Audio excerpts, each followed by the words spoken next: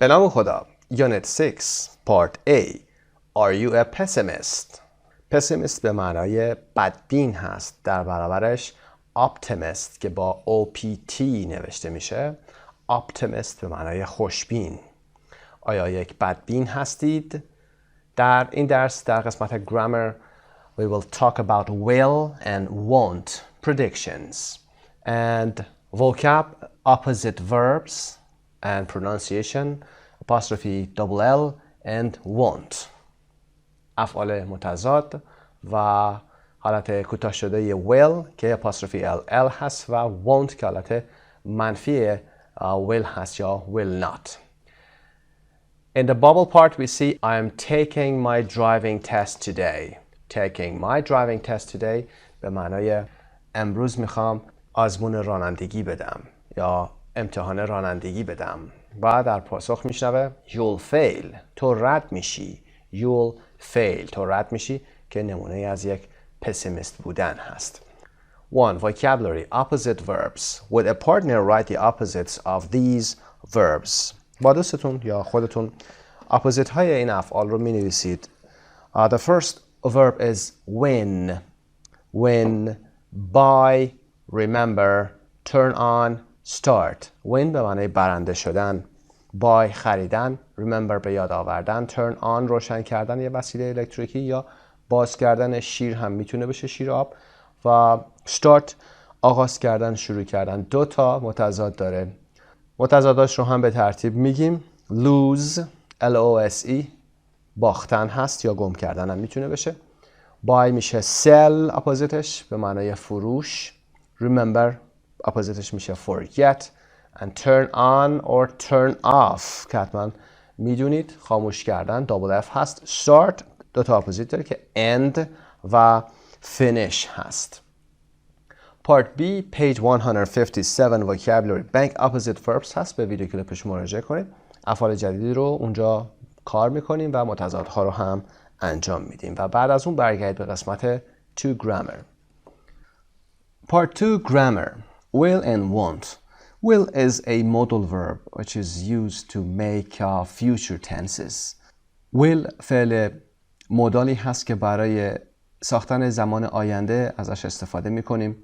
در این درس ما بحث predictions رو کار خواهیم کرد. یعنی will رو در همونطور که از going to استفاده کردیم و prediction کردیم، مثل it is going to rain میگفت، پیش بینی میکردیم یا پیشگویی میکردیم که میخواد بارون بیاد. will هم به همین شکل برای بحث prediction قابل استفاده هست. A. Look at the cartoon. Which fish is an optimist? Why? Are you an optimist or a pessimist? خب به تصویر کارتونی سمت راست نگاه بکنید، کاریکاتوری که هست. بگید که کدوم یکی از این ماهی ها اپتیمیست هست به معنای خوشبین و چرا؟ آیا شما یک اپتیمیست هستید یا پسیمیست؟ اپتیمیست هم و پسیمیست رو که گفتیم متضاد هستن. اپتیمیست به معنای خوشبین هست و پسیمیست به معنای بدبین. Part B. Look at the phrasebook app. Read the you say phrases. Then write the a pessimist says responses. قسمت you say رو چیزی که شما هست میگید و در برابرتون یه نفر بدبین هم این چیزها رو خواهد گفت. یه نوع بازی هست باید انجام بدیم و پسیمیست بودن و یا اپتیمیست بودن رو تمرین کنیم و will رو در کنارش در بحث گرامر هم داشته باشیم. یعنی vocab و گرامر رو ترکیبی داریم انجام میدیم. در لیست هم داریم he won't pay you back پولتو بهت بر نمیگردونه. they'll be late که حالت کوتاه شده they will هست، اونا دیر میکنند. you won't pass means you will not pass، حالا امتحانی رو قبول نمیشی. و it'll rain که استفاده کرده همینجا، بارون خواهد آمد. they will lose اونا میبازن. you won't understand a word که حالت کوتاه شده you will not understand a word هست، یک کلمش هم نمیفهمی. و you won't find a parking space جای پارک پیدا نخواهی کرد. you'll break your leg پات میشکنه. Number 1 we're having the party in the yard ما مهمانی رو توی حیاط برگزار خواهیم کرد. اینجا we're having همون حالت استمراری هست که گفتیم میتونه مثل going to آینده رو نشون بده، قصد رو نشون بده. در پاسخ یه پسیمیست میگه it'll rain. بارون میاد. یعنی اگر پارتیتون رو توی حیاط بخواید بگیرید بارون خواهد اومد. همه چی رو خراب میکنه. Number 2. I'm taking my driving test this afternoon. امروز بعد از ظهر امتحان یا آزمون رانندگی دارم. و یه پسیمیست میگه You won't pass. قبول نمیشی. You won't pass. قبول نمیشی. رد میشی. Number 3. I'm taking my first skiing lesson today. امروز برای اولین درس کلاس اسکیم دارم میرم. First skiing lesson. خب یه پسیمیست در پاسخ شما میگه You'll break your leg. پاهات میشکنه. در اصطلاحاً در انگلیسی میگیم پاهات رو میشکنی. خب آشنا هستید که این ساختار چطور هست. You'll break your leg. پاهاتو میشکنی یا پاهات میشکنه. و number 4. I've lent James some money. ساختار present perfect هست. به جیمز کمی پول قرض دادم. lend, lent, lent. lend, lent, lent که حالت سومش lent هست. I've lent یعنی قرض دادم. به جیمز مقدار پول قرض دادم. یا در پاسخ یک پسیمیست خواهد گفت He won't pay you back. پول تو بهت بر نمیگردونه. Pay something back یعنی برگردوندن چیزی. He won't pay you back. He will not pay you back. Number 5. I'm going to see a movie tonight in English. امشب میخوام یه فیلم انگلیسی ببینم. یعنی به زبان انگلیسی هست. And a pessimist will say You won't understand a word. یک کلمش رو هم نمیفهمی. You won't understand a word. یک کلمه اون فیلم رو هم نخواهی فهمید. Number 6. Our team is playing in the championship game tonight. تیم ما امشب توی مسابقات قهرمانی بازی میکنه. و the pessimist میگه They will lose. اونا میبازن. بازی رو میبازن. Lose در برابر win. They will win. برنده میشن. They will lose. میبازن.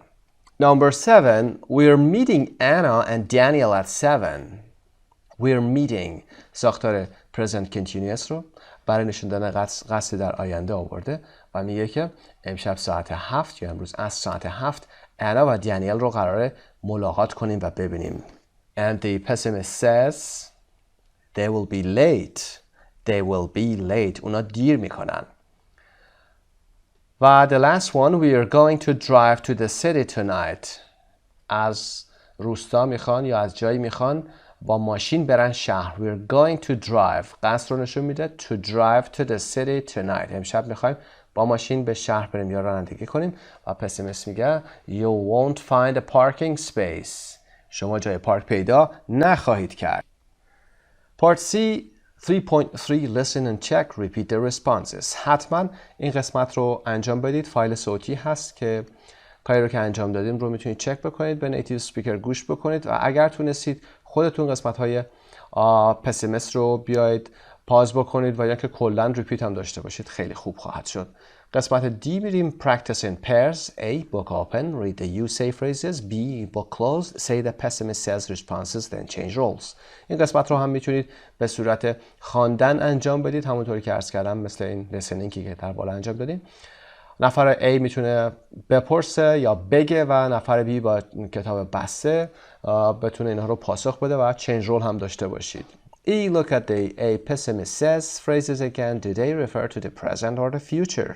به قسمتی که انجام دادید در کتابتون حتما به نگاه بکنید به جمله ها و ببینید که جمله ها به چه ساختار گرامری هستن و آیا به حال اشاره میکنن یا آینده که پاسخ هست the future. They refer to the future. به آینده اشاره میکنن. F. Page 136 Grammar Bank 6A. Learn more about will or won't and practice them. که بحث گرامر هست. مراجعه بفرمایید به ویدیو کلیپ گرامر و بعد برگردید بیاید قسمت G.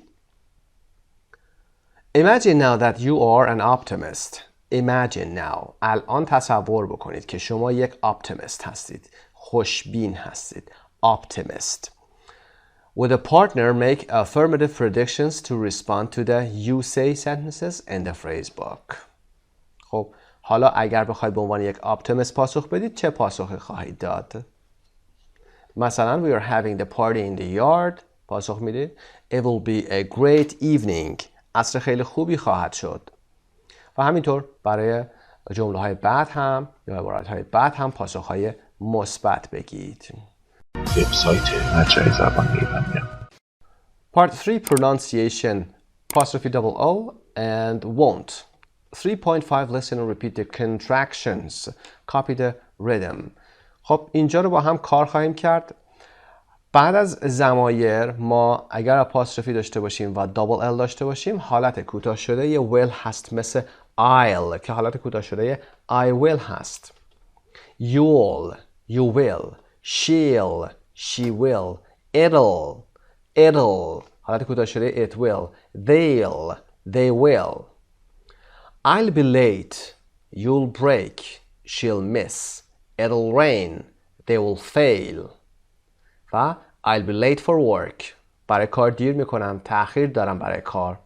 تأخیر خواهم داشت برای کار یا سر کارم. You'll break your leg.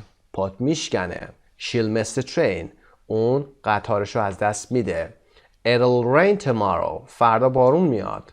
They will fail the exam. اونها تو امتحانشون رد میشن. خب به این ترتیب contraction apostrophe double L رو کار کردیم که حالت کوتاه شده will هست. به فایل صوتی 3.5 هم گوش بکنید ببینید که نیتیو سپیکر این will ها رو چطور بعد از سابجکت ها و یا ضمایر تلفظ میکنه. قسمت B 3.6 Listen, can you hear the difference? تفاوتی داریم اینجا بین صدای آ و او مثل clock و phone.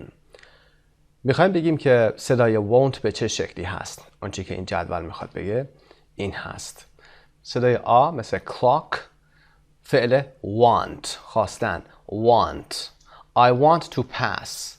I want to pass. میخوام که پاس کنم، میخوام که قبول بشم. صدای او won't که حالت کوتاه شده will not هست. تفاوت won't و در جمله I won't pass. من قبول نخواهم شد. 3.7 Listen and write 6 sentences. فایل های صوتی رو که میشنوید 6 جمله هست و باید گوش کنید و اینها رو بنویسید که مطمئنا از عهده‌اش برمیایید. میریم قسمت 4 Reading page 45. Part 4 Reading. A. Read an article about the actor Hugh Laurie. What two things do Hugh Laurie and Dr. House have in common? متنی هست در مورد هنرپیشه به اسم هیو لوری. A pessimist plays a pessimist. یک بدبین نقش یک بدبین رو بازی میکنه. Dr. Gregory House, the main character in the hit TV series House MD, is famous for being a pessimist. Dr. Gregory House شخصیت اصلی The hit TV series یعنی سریال تلویزیونی که هیت شده، یعنی برترین شده، از اونهایی که تاپ هست شده. Is famous for being a pessimist. مشهور به خاطر بدبین بودن. این شخصیت is famous for being a pessimist. But it is not only Dr. House who is a pessimist. اما فقط دکتر هاوس نیستش که پسیمیست هست یا بدبینه. Hugh Laurie, the actor who plays him, is a pessimist too. هیو لاری هم که هنرپیشه‌ای هست که اون نقش رو بازی میکنه، یعنی نقش دکتر هاوس رو بازی میکنه، اون هم یک پسیمیست هست، یک بدبین هست. Laurie never thought that House MD was going to be a success. لاری که همین آقا هست هرگز فکر نمی‌کرد که هاوس MD که اسم همین تیوی سریز هست میره که یک برنامه موفقی بشه. Even after 7 seasons, he still feels pessimistic about it. حتی بعد از 7 سیزنی که از این برنامه پخش شده، اون هنوز در ارتباط با این موضوع احساس بدبینانه‌ای داره. Feels pessimistic. Pessimistic. تلفظش رو دقت داشته باشید. Pessimist. He is a pessimist. And now he feels pessimistic about it. احساس بدبینانه‌ای نسبت به این موضوع داره. He said in a recent interview, if we do a bad show next week, they will say, that's it. No more. اون اخیراً توی یه مصاحبه‌ای گفته بود که اگه ما هفته بعد اجرای بدی داشته باشیم, they'll say یعنی مردم میگن. They will say that's it. تمام شد. That's it چند تا معنا داره. یکیش این است که تمام شد. یه معناش هم میتونه باشه که درسته، همینطوریه. اما اینجا به معنای تمام شده. No more. دیگه بسه. یعنی دیگه نگاه نمی کنیم این سریالا رو. It will just stop. It will just stop. همونجا متوقف میشه. I am of course someone who is constantly expecting a plane to drop on my head. If not today, then tomorrow. البته من خودم هم کسی هستم که مداوما یا مدامن انتظار دارم که یک هواپیمایی امروز بیفته روی سرم، یعنی سقوط کنه روی سر من. اگه امروز نیافته پس فردا میافته.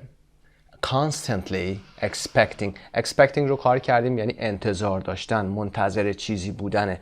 Constantly یعنی مداوما، پشت هم. To drop on my head رو سرم بیفته. If not today, then tomorrow. اگه امروز نه پس فردا حتما میافته. Like Dr. House, Laurie is also a talented musician and is passionate about the blues. لاری هم مثل دکتر هاوس a talented musician هست. یک نوازنده یا موسیقیدان با استعدادی هست. Is a talented musician and is passionate about یعنی مشتاق بودن به چیزی هست. Passionate, enthusiastic. به این شکل. About the blues هم که موزیکای سر Black Americans هست. آهنگای غم انگیز سیاه‌پوستای امریکایی هست. He recently went to New Orleans to record an album in which he plays 15 of his favorite songs. اخیراً اون رفته به نیو اورلینز که در درس گذشته صحبت کردیم در موردش، تا آلبومش رو که در اون 15 تا از ترانه‌های محبوبش رو اون داره رو بره ضبط بکنه. To record. دقت داشته باشید ضبط کردن میشه record، اما سند یا مدرک میتونه بشه record. یا CD که شما دارید یه record هست، اما ضبط کردن میشه record. خب این از بحث استرسش. پس رفته به نیو اورلین تا این 15 تا آهنگ رو ضبط بکنه. But of course he doesn't think that people will like it. اما البته اون فکر نمیکنه که مردم از این کار خوششون بیاد. When he was asked on a TV show why he was so pessimistic about life, Laurie said it was because he is Scottish. وقتی که در یک برنامه تلویزیونی ازش پرسیده شد که چرا انقدر در مورد زندگی پسیمیستیک هست، نظرش پسیمیستیک هست یعنی بدبینانه هست. Why he was so pessimistic about life. لاری گفت که به خاطر اینکه اون اسکاتش بود. اسکاتش یعنی اسکاتلندی بودن، از اهل اسکاتلند بودن هست. و گفته I definitely think that's where it comes from. من قطعا فکر میکنم این از همونجا نشأت میگیره. یعنی این موضوع پسیمیست بودن من از اسکاتلندی بودن من هست. Because of his reputation as a pessimist, people always talk to him about positive thinking. به خاطر شهرتش به عنوان یک بدبین، مردم همیشه با اون در مورد تفکر مثبت یا مثبت اندیشی صحبت میکنن. He says that complete strangers come up to him on the street and say, cheer up, it will never happen. اون میگه که آدمای کاملا غریبه تو خیابون بهش میرسن و بهش میگن cheer up. cheer up یعنی don't worry. شجاع باش، شاد باش، نگران نباش. It will never happen. این هرگز اتفاق نمیافته، یا اون چیزی که داری فکر میکنی اتفاق نمیافته. خب حالا متن رو که با هم خوندیم، قسمت بالا برمیگردیم. A. What two things do Hugh Laurie and Dr. House have in common? They are both pessimists. هر دوتاشون بدبین هستن. و they are both talented musicians. Passionate about the blues. اونها هر دوتاشون موسیقیدانا یا نوازنده های با استعدادی هستن و مشتاق یا عاشق The Blues هستن که گفتیم که چه گروه و چه نوع سبک موسیقی هست. بریم قسمت پایین به Part B. Read the article again. Mark the sentences true or false. Say why. Number 1. Hugh Laurie always thinks the worst will happen. هیولاری همیشه فکر میکنه که بدترین وضعیت ممکنه اتفاق بیفته. این یکی از نشانه های پسیمیست بودن هست. Yes. So number one is true. He is a pessimist and says, I am someone who is constantly expecting a plane to drop on my head. Number two, he thinks they will make many more seasons of House MD. اون فکر میکنه که قسمت‌های بیشتر یا فصل‌های بیشتری از House MD رو میسازن. False. به خاطر اینکه he says if we do a bad show next week, it will just stop. Number three, he doesn't think his album will be successful. اون فکر نمیکنه که آلبومش موفق باشه. True. He doesn't think people will like it. Number four, he thinks that Scottish people are optimistic. اون فکر میکنه که اسکاتلندی ها خوشبینند. False. When he was asked on a TV show why he was so pessimistic, he said it was because he was Scottish. Number five, people often try to make him feel happier. مردم اغلب سعی میکنن که اونو خوشحالترش بکنن. True. Complete strangers come up to him on the street and say, cheer up. Cheer up. یعنی نگران نباش، شاد باش و شجاع باش. مشکلی پیش نمیاد. Part C. Have you seen any episodes of House MD? Do you like A. the character, B. the actor? آیا تا به حال بخش‌هایی از House MD رو دیدید؟ آیا از کرکترش خوشتون میاد و یا the actor؟ character که شخصیت خود فیلم هست و the actor خود هنرپیشه است که منظورمون اینجا همین آقای هیولاری میشه. the actor. میریم قسمت بالا. listening and speaking. 3.8 listen to the introduction to a radio program. یه introductionی از رادیو پروگرام هست. Why is positive thinking good for you? به این قسمت گوش بکنید و بعد پاسخ میدیم و میریم قسمت B. 3.8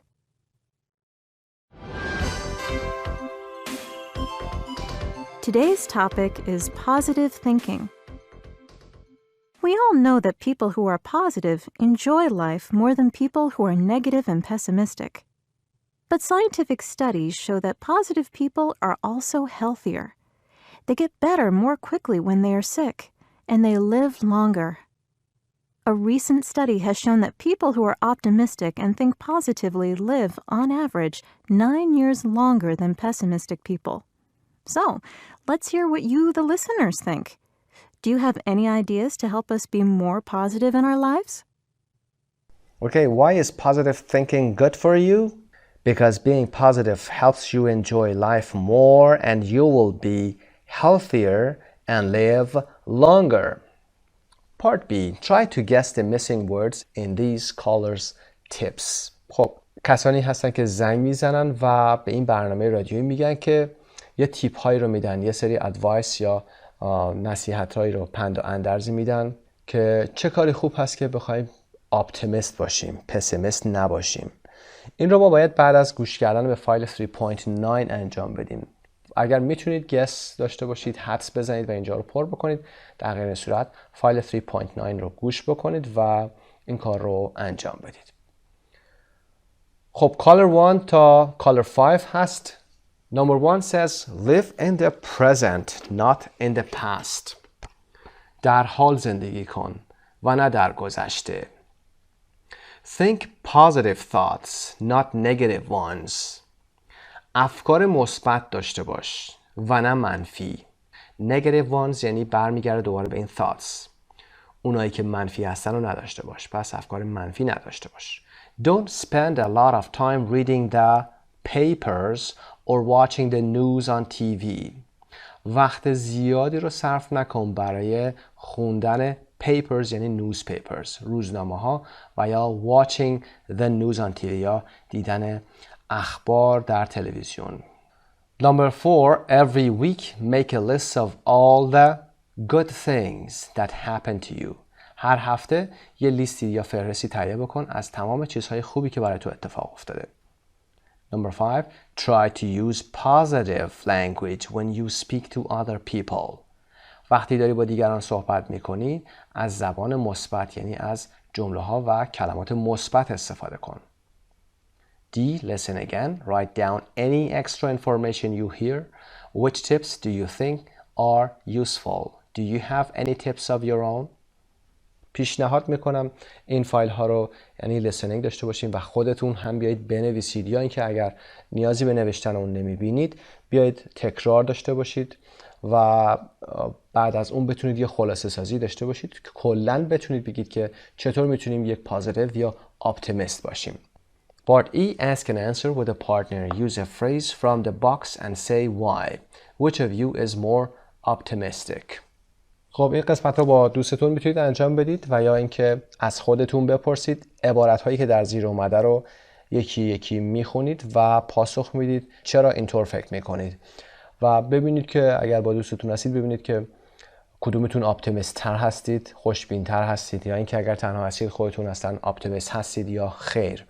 Do you think you will have a nice weekend? فکر میکنید که آخر هفته خوبی خواهید داشت؟ You will pass your next English exam. فکر میکنید که امتحان زبان انگلیسی بعدی رو پاس خواهید کرد؟ Do you think you will get a good or better job in the future? فکر میکنید که شغل بهتری رو یا خوبی رو در آینده خواهید داشت؟ You will get an interesting email or message from someone tonight. فکر میکنید که امشب از کسی ایمیل یا پیام خیلی جالبی رو دریافت خواهید کرد؟ Do you think you will meet some new friends on your next vacation? فکر میکنید که در تعطیلات بعدیتون دوستان جدیدی رو پیدا خواهید کرد؟ و Do you think you will live to be 100? فکر میکنید که تا 100 سالگی زندگی خواهید کرد و Do you think you will get to the end of this book? فکر میکنید که به انتهای این کتاب خواهید رسید یا این کتاب رو تمام خواهید کرد؟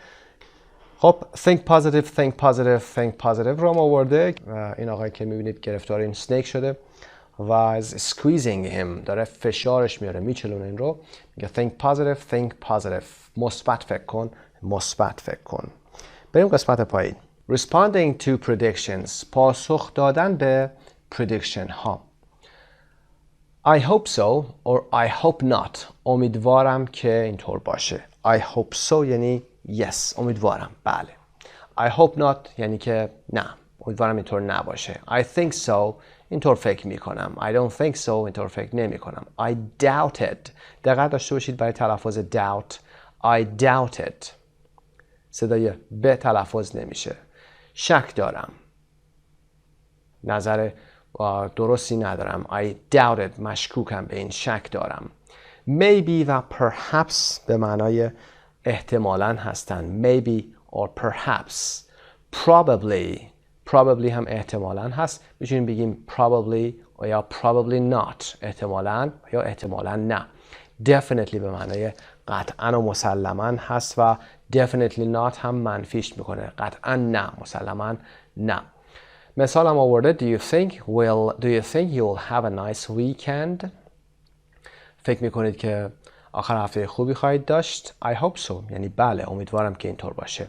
I think the weather will be good and فکر میکنم که هوا خوب باشه و ادامه میده جملهش رو.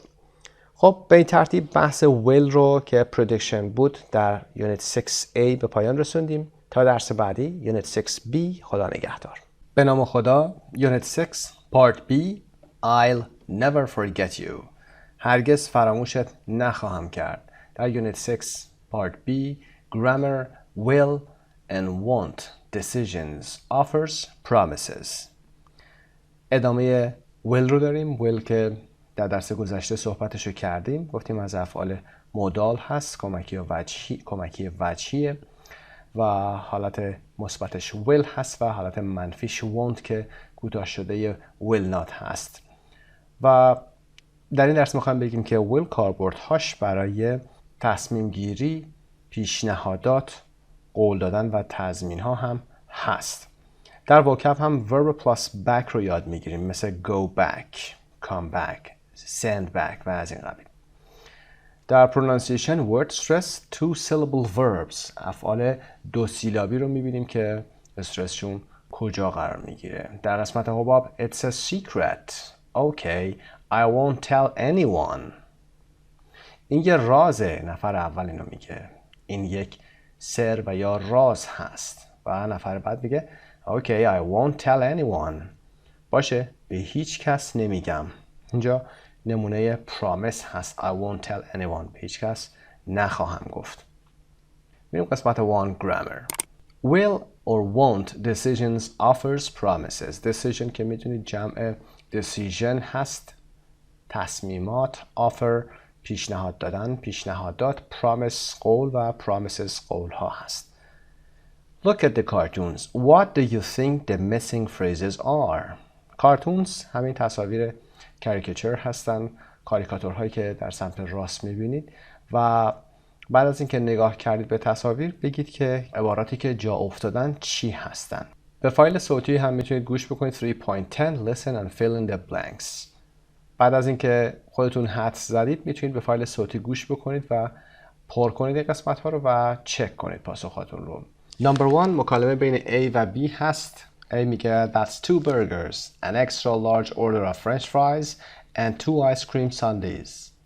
Anything else? پیش خدمت اینجا هست و میگه که 2 تا برگر داشتید، یه دونه extra large order of french fries داشتید، یعنی سیب زمینی خلالی سرخ شده خیلی بزرگ، سایز بزرگ داشتید و 2 تا آیس کریم ساندیز داشتید. آیس کریم ساندی بستنی با شیره و میوه و خامه هست، بستنی‌های مختلف ترکیب شدن. Anything else؟ چیز دیگه هم میخواید؟ Yes, I will have a diet soda. I will have a diet soda. من یه دونه سودای رژیمی هم میخوام. اینجا تصمیم رو داره نشون میده. I'll have یعنی یه سودا هم اضافه بکنید. I will have a soda or diet soda please. در مکالمه 2 Do I want to go back to the previous version? Do I press yes or no? و B پاسخ میده I need to do my homework now. از دوستش میپرسه، داره کار کامپیوتری انجام میده و میگه که آیا باید برگردم به نسخه قبلی؟ آیا میخوام که برگردم به ورژن قبلی؟ دکمه yes یا no رو فشار بدم و B میگه من باید تکلیفم رو انجام بدم. I need to do my homework now. الان باید تکلیفم رو انجام بدم. I'll help you.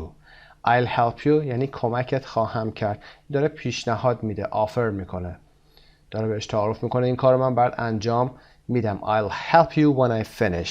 دیگه اینجا تصمیم نیست و یا قول نیست، پیشنهاد هست. وقتی کارم تمام بشه به شما کمک میکنم. در تصویر 3 I'll change. I promise. قول میدم که تغییر کنم. و B میگه Well hurry up. I can't wait much longer. دیگه خیلی نمیتونم صبر کنم. عجله کن. Just one more kiss. فقط یه بوسه دیگه. خب I will change اینجا یعنی من تغییر خواهم کرد و promise هست، داره قول میده. هر سه حالت will رو کار کردیم. در اینجا decision بوده اولی، offer دومی بوده و این هم که promise بوده و خودش هم داره میگه I promise. پس کاربردهای will رو دیدیم. جدا از اون بحث آینده که در درس گذشته کار کردیم، این سه حالت رو هم داره و کاربردهاش به این شکل هست. برمیگردیم به قسمت C. Look at the cartoons again. In which one does somebody promise to do something, decide to have something, offer to do something? به تصاویر نگاه کنید و بگید که کدوم یکی از اونها شخص قول میده کاری رو انجام بده، تصمیمی برای داشتن چیزی یا خوردن چیزی میگیره و اینکه پیشنهاد میکنه یا تعارف میکنه برای انجام کاری. که به ترتیب number 3 هست promise to do something. number 1 بعدش هست decide to have something که تصمیم میگیره دایت سودا داشته باشه و offer to do something number 2 هست. Part D, page 136, Grammar Bank 6B, learn more about making offers, promises and decisions and practice them.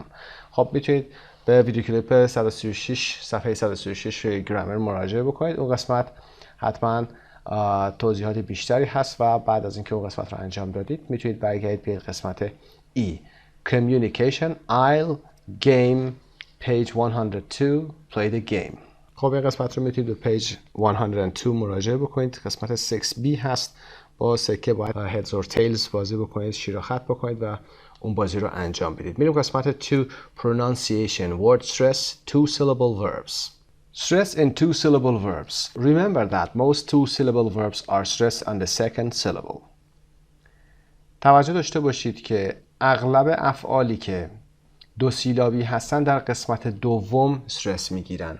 A. Look at the two syllable verbs below. Which syllable are they stressed on? Put them in the right column. خب لیستی که در پایین قرار گرفته رو با هم کار میکنیم ببینیم که افعال دو سیلابی در کجا استرس میگیرن. first syllable رو میاریم در این ستون قرار میدیم و second syllable رو که در قسمت دوم سیلابشون استرس میگیره رو در ستون دوم قرار میدیم. اونهایی که first syllable هستن رو میگیم. borrow به معنای قرض گرفتن، happen اتفاق افتادن، offer پیشنهاد دادن، practice تمرین کردن، promise قول دادن، sunbathe که حمام آفتاب گرفتن هست. The rest of the verbs will go here under the second syllable here. اینجا قرار میگیرن. و به این صورت هم هستن. قسمت دومشون استرس میگیره. مثل arrive نه قسمت اول، قسمت دوم. arrive به این شکل. complain به این صورت. complain لینش صدای بیشتری داره. خب قسمت اول رو انجام دادیم. قسمت دوم هم که بقیه افعال هست. B 3.12 listen and check. به فایل صوتی که مربوط به همین افعال هست گوش بکنید و چک بفرمایید و ببینید که نیتیو اسپیکر اینها رو چطور تلفظ میکنه. بریم صفحه بعد speaking and listening. وبسایت مجموعه زبان ایرانیان. Part 3 speaking and listening. A. Look at the sentences. Talk to a partner. به جملات زیر که در قسمت‌های حبابی اومدن نگاه کنید و با یه دوستتون این رو تمرین کنید. Number 1. When do you think people say them?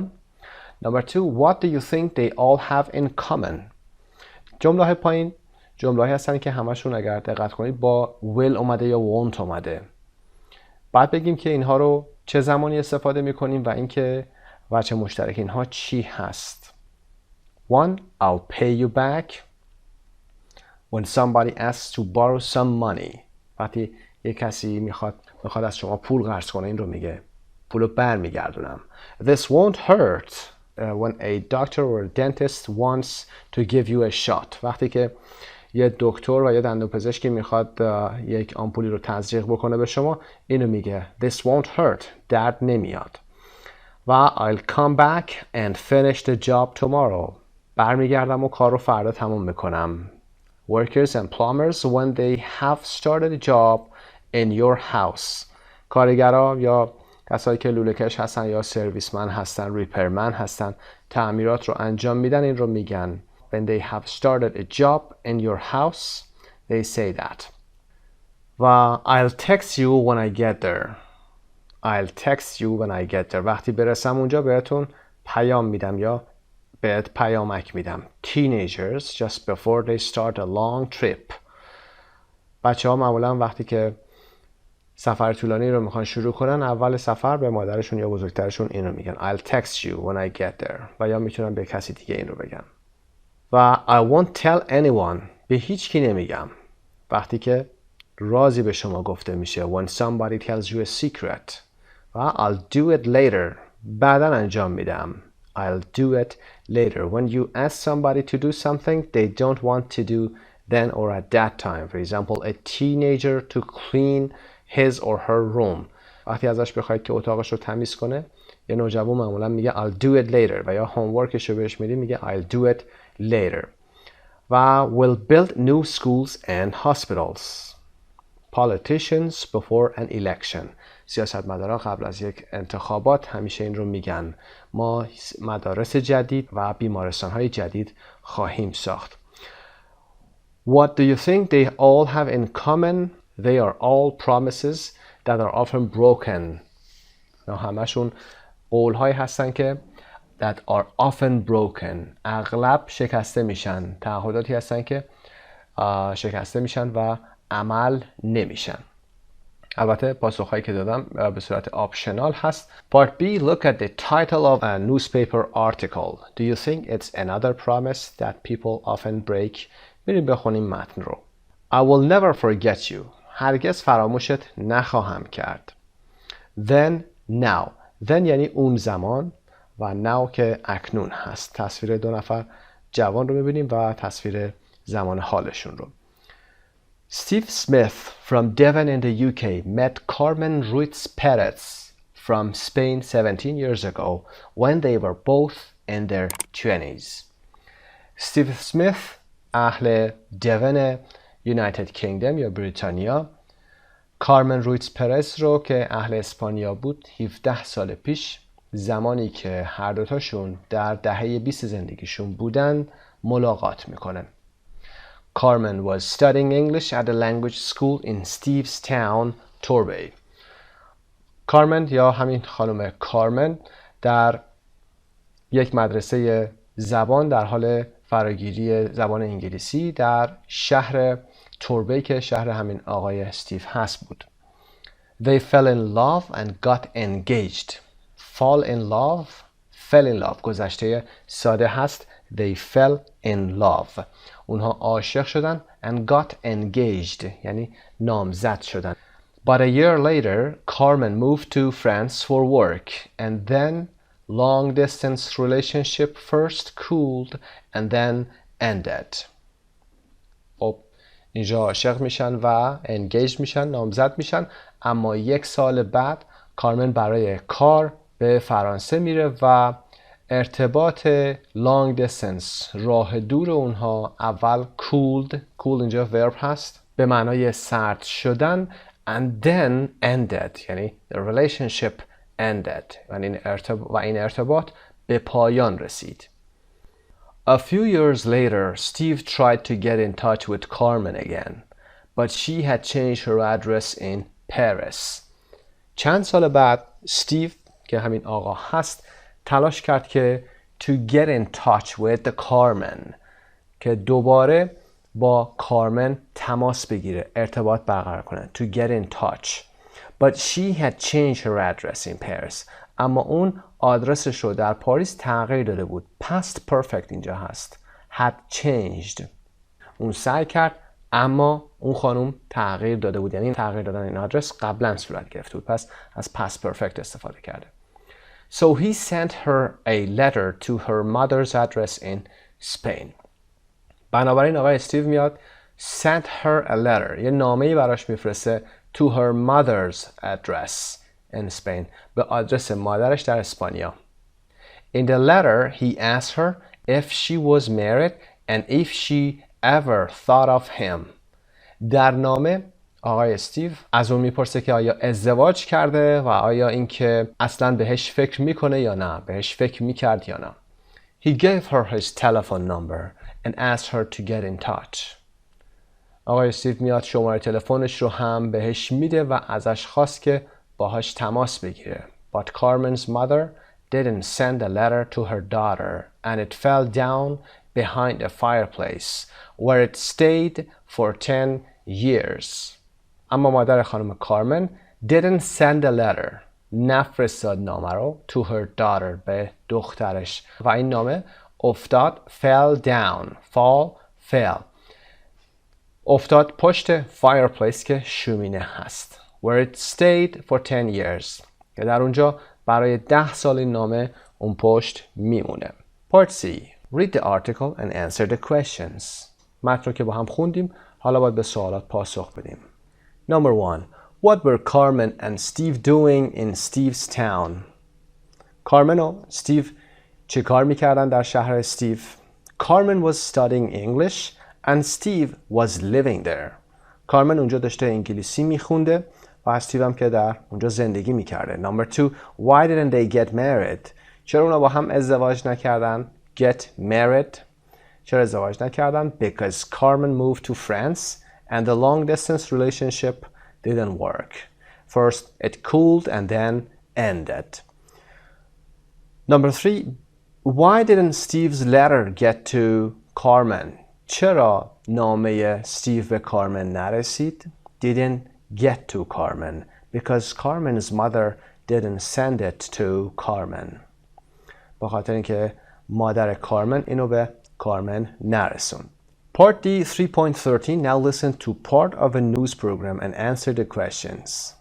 خب فایل صوتی 3.13 رو باید گوش بکنید. ادامه همین بحث هست. در یک برنامه میدیا آمده و به سوالات زیر باید بتونیم بعد از اون پاسخ بدیم. What happened? Number 1. When the workers found the letter. وقتی که کارگرها نامه را پیدا کردن چه اتفاقی افتاد؟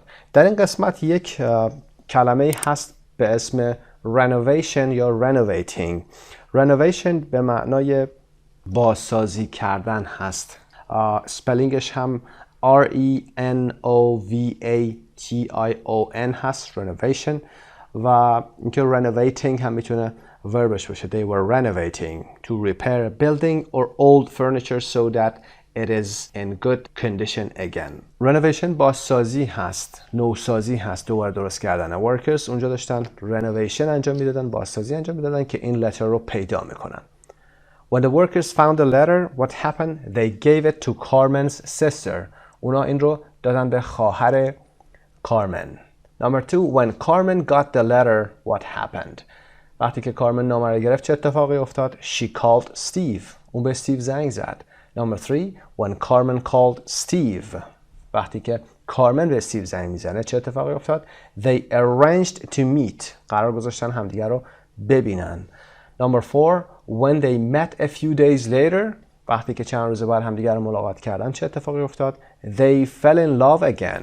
دوباره عاشق شدن. Number 5, last week. What happened last week? They got married. خب میریم قسمت بعد vocabulary. Part 4 vocabulary. Verb plus back. Look at the sentences. What's the difference between go and go back? تفاوت بین فعل go و go back چی هست؟ میگیم go means to move or travel from one place to another. رفتن از جایی به جای دیگه هست. از مکان یک به مکان دو رفتن هست. و go back means to return to the first place. برگشتن به مکان اول هست یا to return to a place. For example, go back home. برگشت به خونه. Go back to work. برگشتن به سر کار. خب مثال ها رو هم ببینیم اینجا. این جمله ها I'm going to work. دارم میرم سر کار، یعنی از این نقطه یک دارم میرم نقطه دو. و I'm going back to work. دارم برمیگردم سر کار، یعنی از سر کار اومدم دوباره دارم میرم اونجا. B. Complete the dialogue with a phrase from the list. خب افعالی که در لیست وجود داره رو ببینیم. Call you back یعنی بهت مجددا زنگ میزنم. Come back برگشتنه. Give it back پس دادن هست. از کسی شما بارو کردی چیزی رو میخوای بهش برگردونی. Pay me back پرداخت کردنه، یعنی پول کسی رو دوباره برگردوندنه. Send it back یعنی چیزی رو دوباره ارسال کردن، فرستادن هست به کسی. Take it back پس دادن چیزی هست که در درس‌های قبل در بحث قسمت vocab کار کردیم. Number 1 A. The shirt you bought me is too small. پیراهنی که شما برام خریدی خیلی کوچیکه. Is too small. و B پاسخ میده Don't worry. I will take it back to the store and exchange it. I still have the receipt. خب میگه نگران نباش. I'll take it back to the store. اینو میبرم پسش میدم به اون فروشگاه و exchangeش میکنم، یعنی عوضش میکنم. I still have the receipt. هنوز رسید رو دارم. Number 2. Hi Jack. It's me. Karen. سلام جک، من هستم کارن. و بی میگه I can't talk now. I'm driving. I'll call you back in 15 minutes.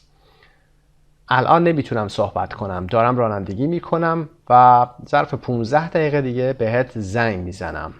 I'll call you back. Number 3. Could I see the manager?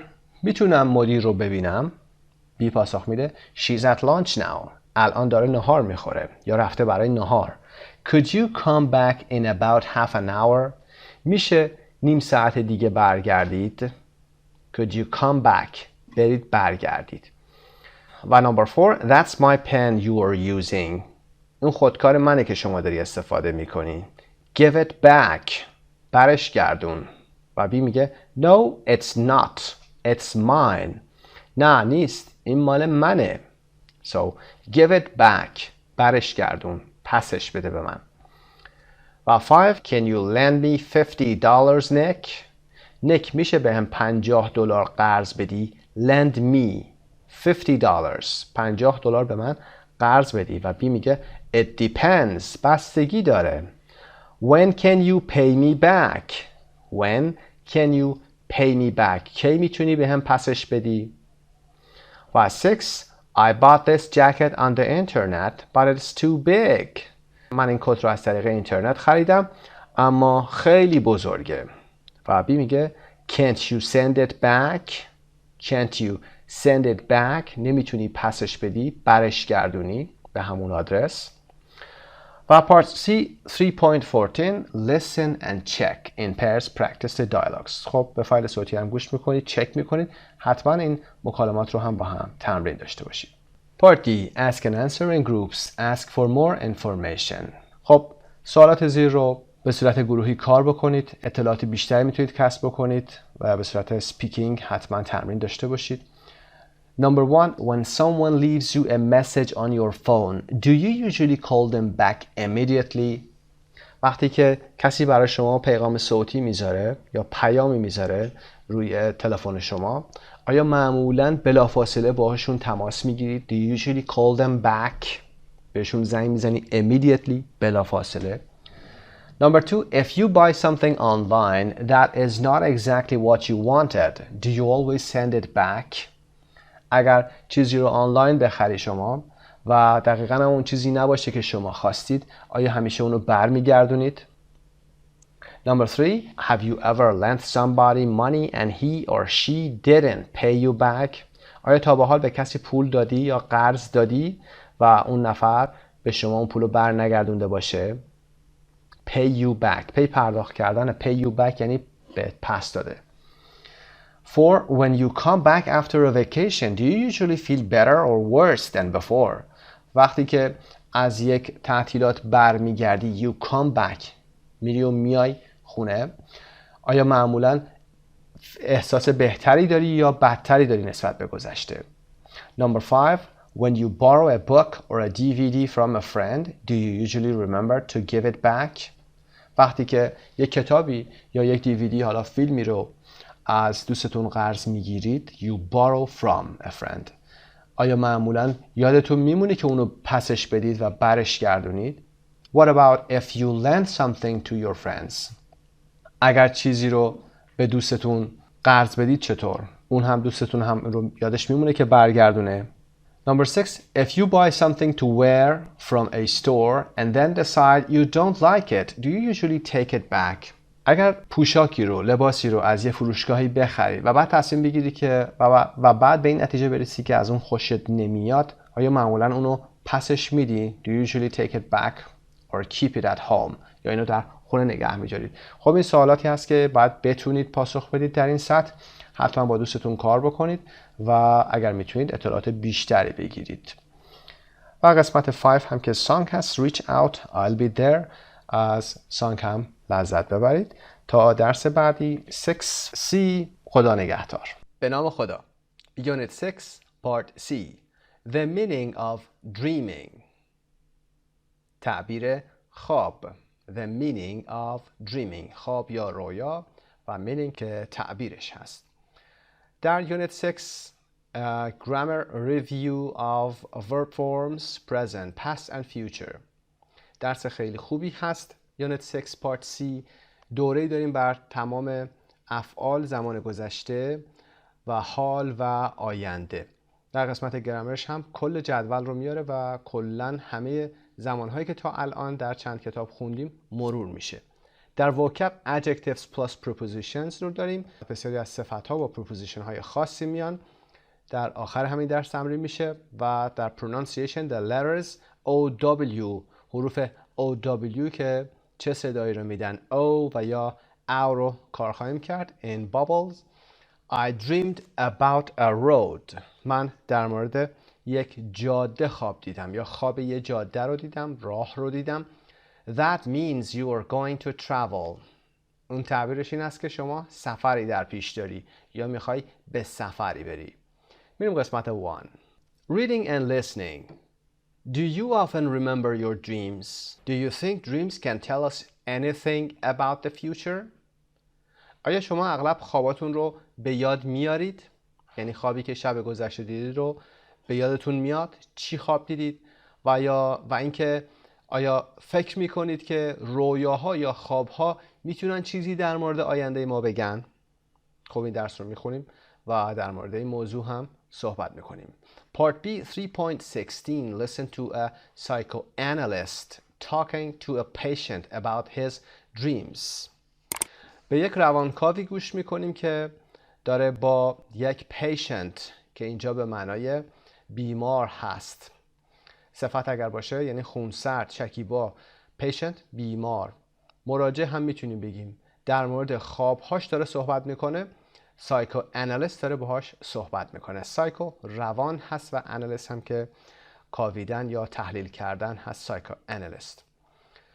Number the pictures 1 to 5 in the correct order. خب به فایل صوتی 3.16 گوش میکنید. تصاویر پایین رو علامت گذاری میکنید.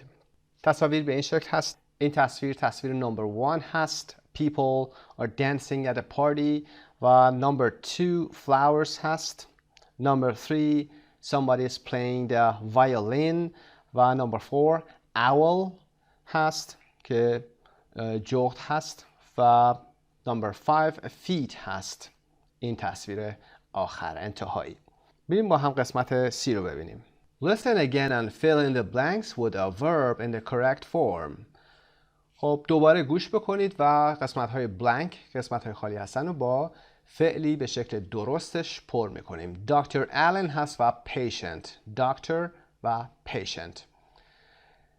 So tell me what did you dream about?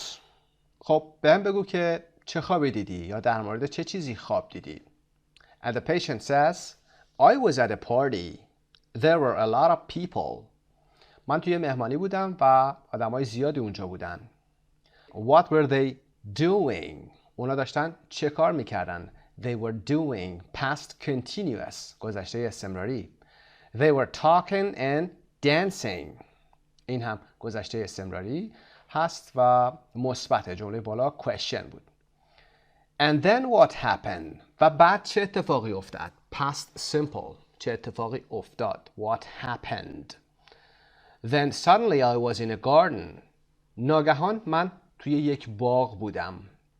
Was گذشته ساده past. There were a lot of flowers. گلای زیادی اونجا بود. Past. Flowers. Yes. What kind of flowers? گلها. بله.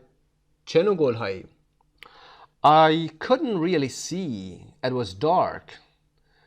در واقع نمیتونستم درست ببینم یا خوب نمیتونستم ببینم. I couldn't. Past هست. گذشته can. It was dark. تاریک بود. And I could hear music. Somebody was playing the violin. و میتونستم صدای موسیقی رو بشنوم. یکی داشت ویولون میزد. The violin. قبلا گفتیم آلات موسیقی باید حرف تعریف در رو با خودشون داشته باشن و فعلش هم play هست. Somebody was playing the violin. یکی داشت میزد ویولون رو که گذشته استمراری هست. دکتر میگه the violin. Go on. ویولون سوالیه و میگه go on یعنی ادامه بده. Continue. And then I saw an owl. A big owl in a tree. و بعدش من یک جغد رو دیدم. An owl. صدای O و W رو کار میکنیم. به این شکل اینجا تلفظ میشه. Owl. یک جغد رو دیدم. Saw. گذشته C. A big owl in a tree. یه جغد بزرگ در روی درخت. How did you feel? چه احساسی داشتی؟ How did you feel? Were you frightened of it? آیا ازش ترسیده بودی؟ Frightened of. این رو هم صحبت خواهیم کرد. پروپوزیشنی هستش که با frightened اومده. ازش ترسیده بودی؟ No, not frightened really. No, but I remember I felt very cold. نه واقعا نترسیده بودم.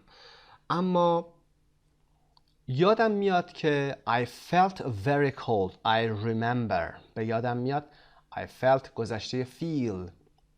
past هست. خیلی سردم شده بود یا احساس سرما میکردم. Especially my feet. خصوصا پاهام. Especially my feet. They were freezing. اونا داشتن یخ میزدن یعنی از سرما. And then I woke up.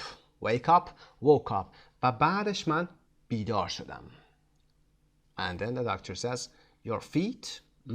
Very interesting. Very interesting indeed. پاهات؟ آها. به معنای آها هست. داره مکس میکنه. Very interesting. خیلی جالبه. خیلی، البته که خیلی جالب و یا واقعا خیلی جالب. Indeed. واقعا. البته که. Were you wearing any shoes? آیا هیچ کفشی پوشیده بودی؟ یا پاهات کفش داشت؟ Were you wearing any shoes؟ گذشته استمراری هست. برای پوشیدن لباس گفتیم Are you wearing؟ Were you wearing؟ گذشته.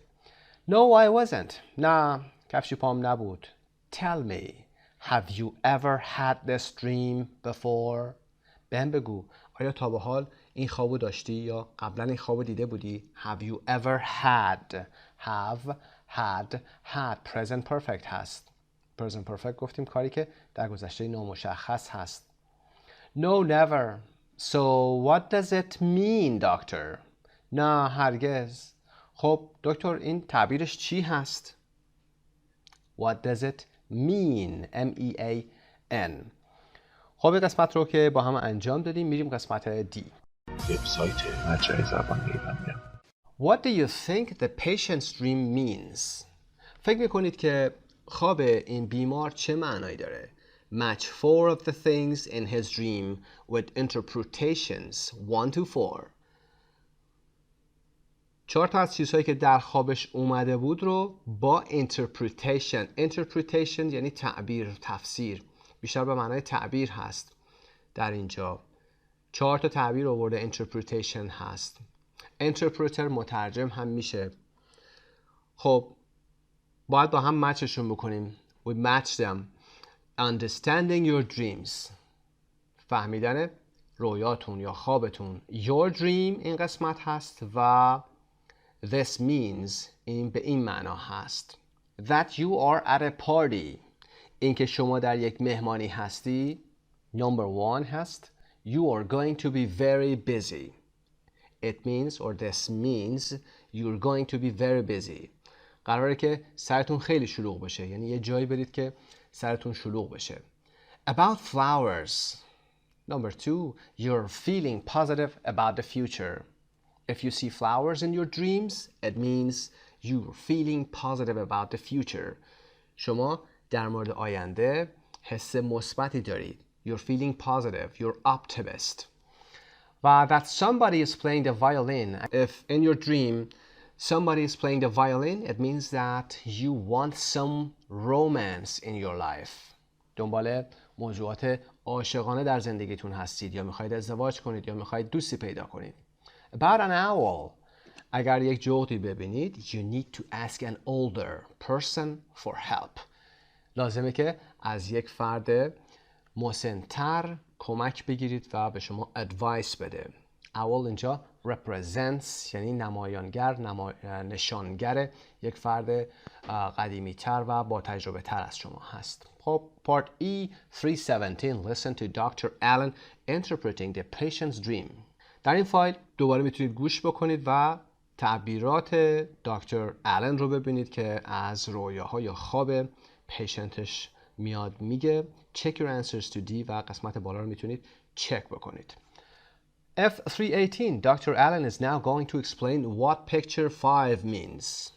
تصویر شماره 5 رو هم میخواد در فایل 3.18 بگه دکتر آلن که چه معنی میده. What do you think the meaning could be؟ شما فکر بکنید که معنای cold feet چی هست و listen and find out. میتونید گوش بکنید و ببینید که پاسخش چی هست که پاسخش هم بعد از گوش دادن حتما ببینید این پاسخ رو. The woman doesn't love him. اون زن این آقا رو دوست نداره. خب بریم قسمت 2 grammar. Part 2 grammar review of verb forms. دوره داریم بر اشکال فعل. Look at the sentences below. Which one is the present perfect? Mark it PP. Then look at the other sentences. What time do they refer to? Mark them P for the past, PR for the present, or F the future. در جمله های پایین مروری هست بر اشکال افعال اونهایی که present perfect هستن با PP علامت گذاری میکنید. به زمانهای افعال دیگه هم نگاه میکنید ببینید که به چه زمانی اشاره میکنن. What time do they refer to؟ و اگر past هستن گذشته P، present هستن PR یعنی حال و future F براش میذارید. Number 1 I was drinking coffee. I was drinking coffee. فعل to be به علاوه فعل به علاوه ing گذشته استمراری نشون میده پس past هست. میتونید بگید past continuous or only past. Number 2 maybe you'll have a meeting with your boss. ممکنه شما با رئیستون یک جلسه ای داشته باشید. Maybe you will have. You will گفتیم آینده رو نشون میده. Future F. Number 3 I saw an owl. من یک جغد رو دیدم. I saw گذشته هست past. Number 4 you are feeling positive. You are feeling حال استمراری داره نشون میده. حال هست. میتونیم بگیم present. You are feeling positive. احساس مثبتی دارید. Number 5 you're going to meet a lot of people. You're going to meet a lot of people. گفتیم going to به علاوه فعل رو برای قصد در آینده میگیم یا پیش بینی میکنیم در آینده. میتونیم بگیم future هست. Future نشون میده که در آینده قراره که آدمای زیادی رو ملاقات بکنید. Number 6 you work in an office. مشخصه شما در یک دفتر اداری کار میکنید. You work present هست. و number 7 I'm meeting her tonight. امشب میخوام ببینمش، ملاقاتش میکنم. I'm meeting گفتیم present continuous رو هم میتونیم برای قصد در آینده که پلانی داریم به کار ببریم. Number 8 have you ever had this dream before؟ آیا تا به حال این خواب رو دیدی؟ قبلا هم این خواب رو دیدی؟ Have you ever had present perfect. Have you had ساختار have subject و بعدش هم که had رو آوردیم قسمت سوم فعل have had یا has had هست. ever تا به حال present perfect. خب میریم قسمت B page 136 grammar bank و 6C review all the verb forms you have studied in files 1 to 6 and practice them.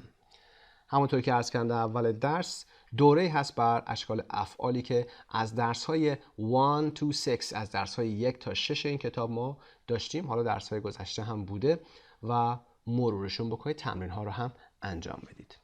Part 3 Speaking A Communication Dreams A page 103 B page 108 Role play Interpreting your partner's dream. خب در بخش Communication بحث رویا هست، بحث خواب هست.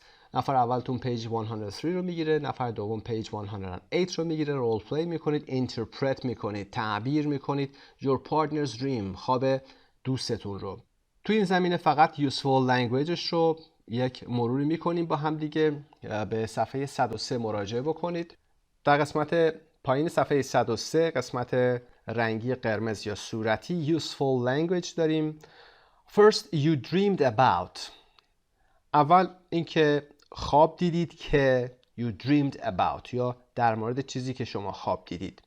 This tells me that این خواب میگه که یا تعبیرش اینه که و یا this means you are going to تعبیرش اینه که قراره و this represents این سمبل یا نشانگر چیزی هست مثل the flower represents love or romance.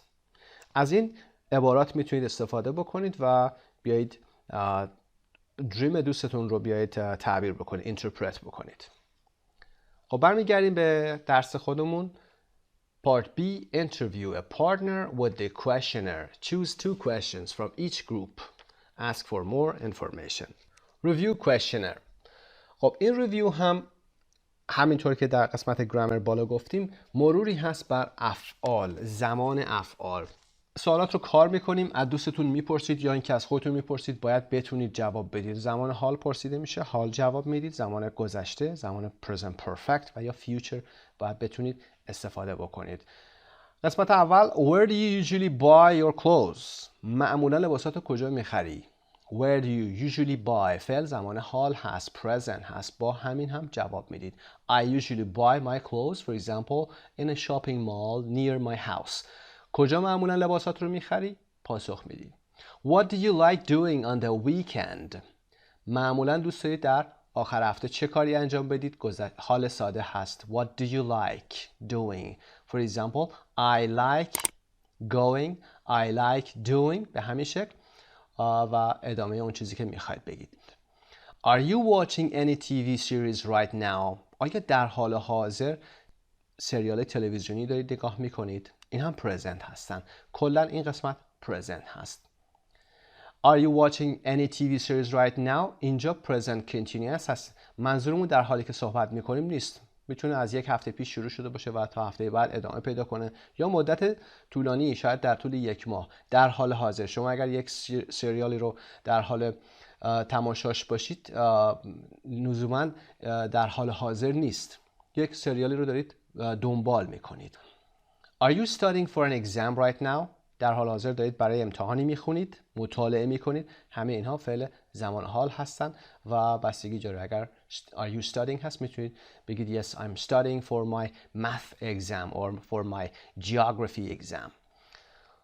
و گروه بعدی where did you go on vacation last year؟ سال گذشته برای تعطیلات کجا رفتی؟ where did you go؟ did آورده اینجا نشان past هست، گذشته و باید با فعل گذشته جواب بدید، گذشته ساده. For example I went to Hawaii به این شکل.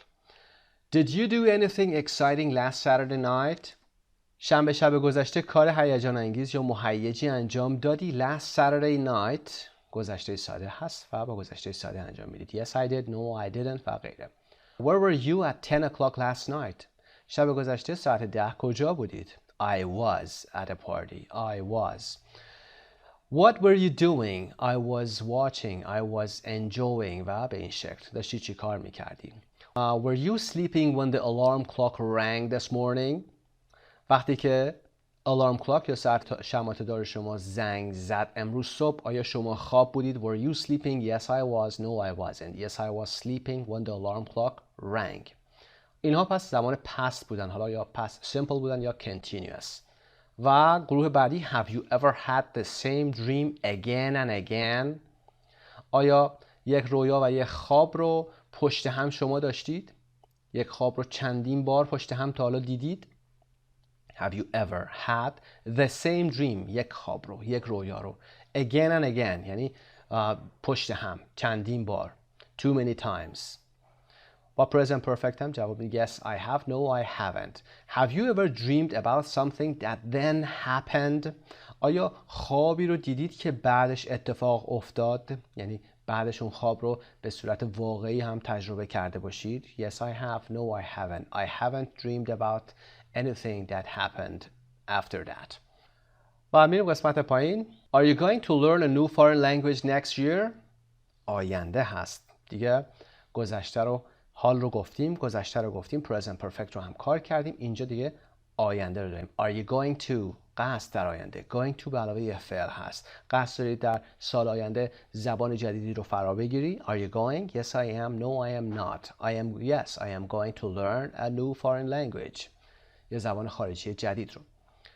Are you going to do anything exciting next weekend؟ آیا آخر هفته بعدی قصد داری که کار مهیجی انجام بدی؟ Yes I am. No I am not. Yes I'm going to do something exciting that I haven't done before. تا به حال این کار رو انجام ندادم، این هفته میخوام انجام بدم.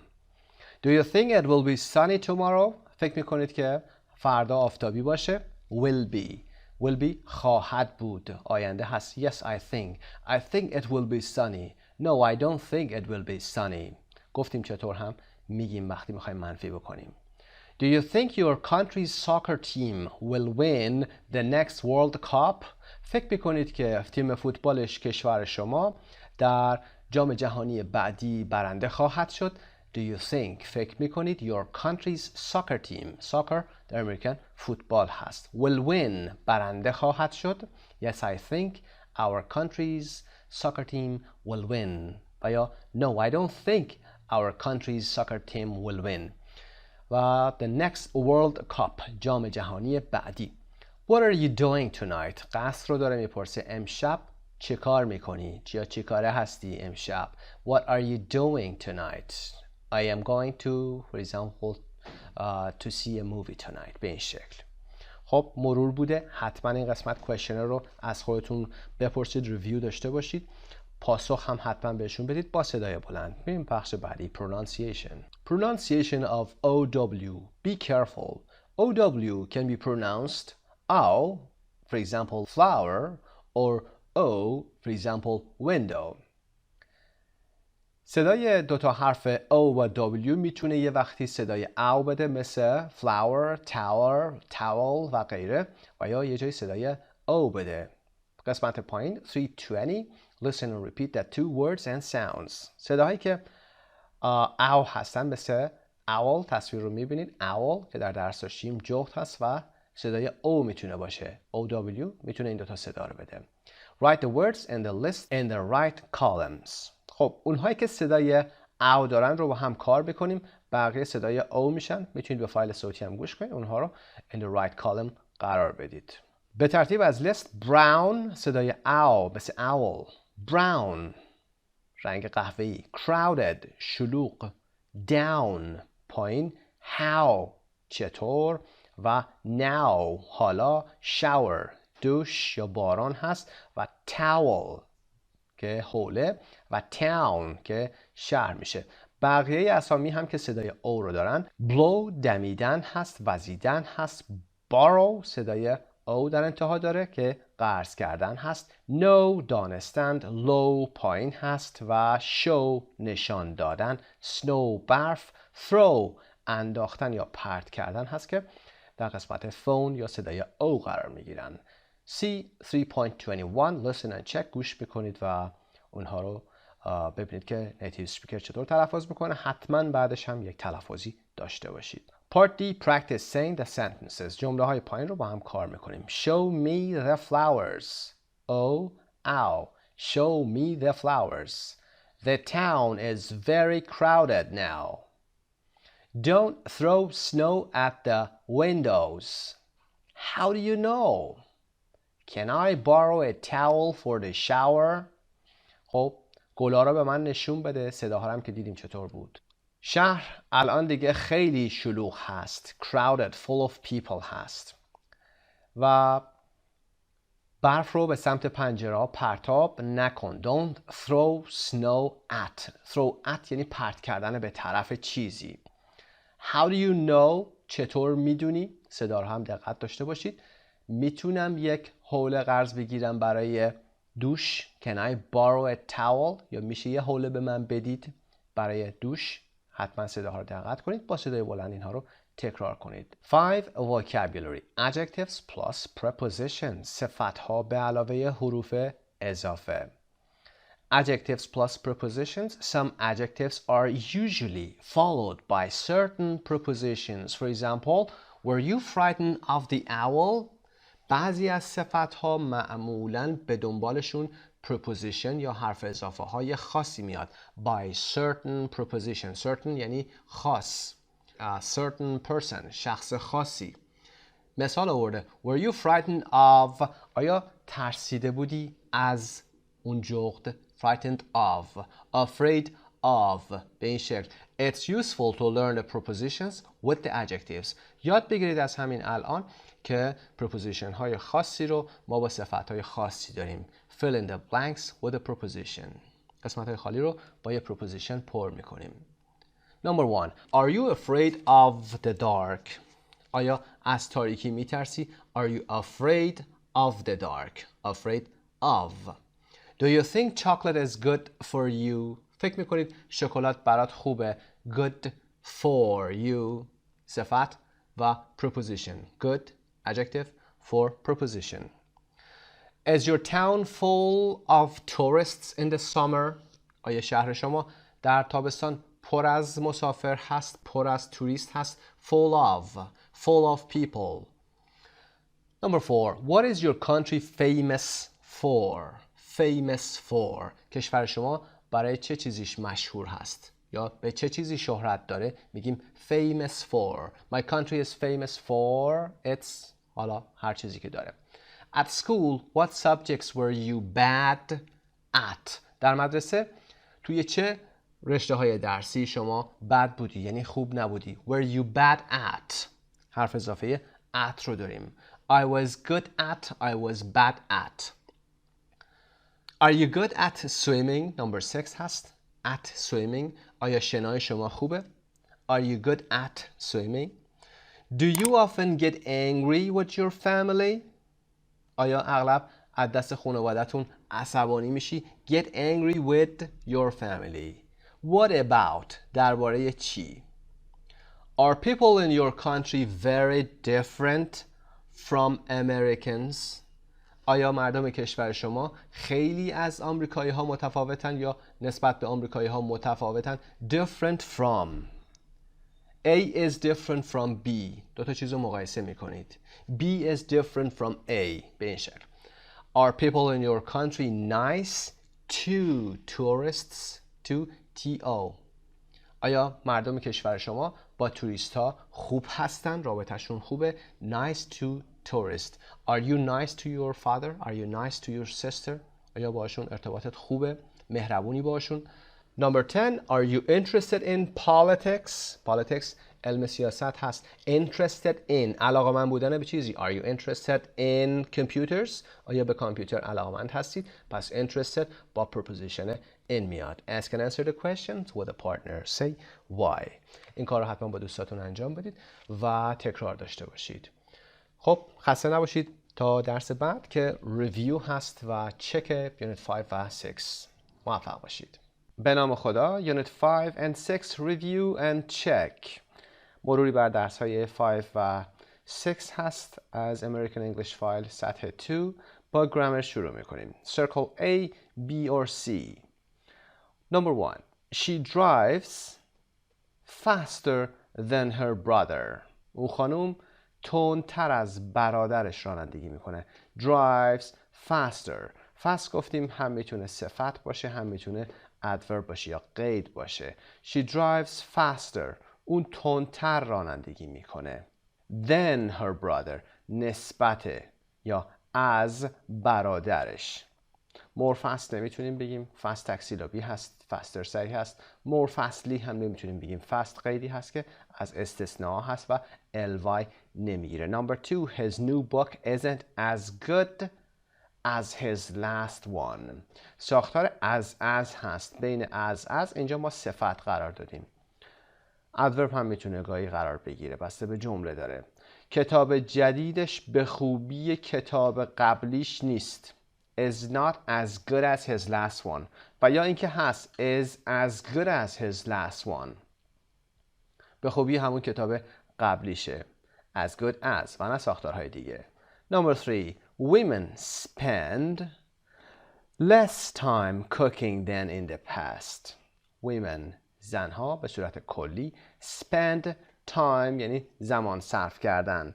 چقدر زمان؟ less time. زمان کمتری رو برای آشپزی نسبت به گذشته صرف میکنن. Women spend less time. زمان کمتر. داریم مقایسه میکنیم. اگر جمله ادامه نداشت اینجا میتونستیم بگیم little time. زمان کمی رو. few که اصلا نمیشه چون برای قابل شمارش هست. چون داریم مقایسه میکنیم میگیم کمتر. comparative استفاده میکنیم. میریم قسمت 4. Friday is the busiest day of the week. جمعه شلوغ‌ترین روز هفته هست. Friday is the busiest. busy شلوغ هست. The busiest superlative هست.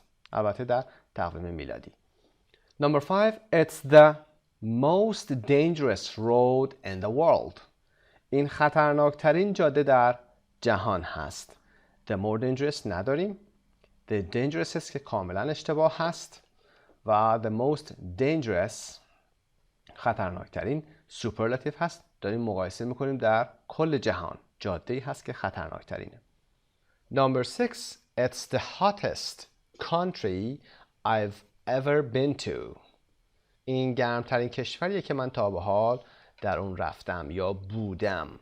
The hottest country I've ever been to. Superlative هست و I've ever یعنی تا به حال. I've never یعنی نبودن هست، منفی رو میاد میسازه. Number 7. My sister drinks too much coffee. too به تنهایی نمیشه. too many برای قابل شمارش هست. too much برای غیر قابل شمارش که مایعات هست. My sister drinks too much coffee. خیلی قهوه می نوشه خواهرم. These jeans are too small. این شلوار جین خیلی کوچیکه. Do you have them one size bigger? یه سایز بزرگتر این شلوار رو دارید؟ Too small. Do you have them one size bigger? One size bigger, one size smaller. 9. You haven't spent enough time on your homework. این رو تیچرتون ممکنه بگه. You haven't spent present perfect هست. Spend, spent. زمان نذاشتید. وقت صرف نکردید. Enough time. Enough بعدش اسم میتونه بیاد. Enough time. Time enough اشتباه هست چون قبل از enough اگر خواستیم چیزی بیاریم باید صفت باشه.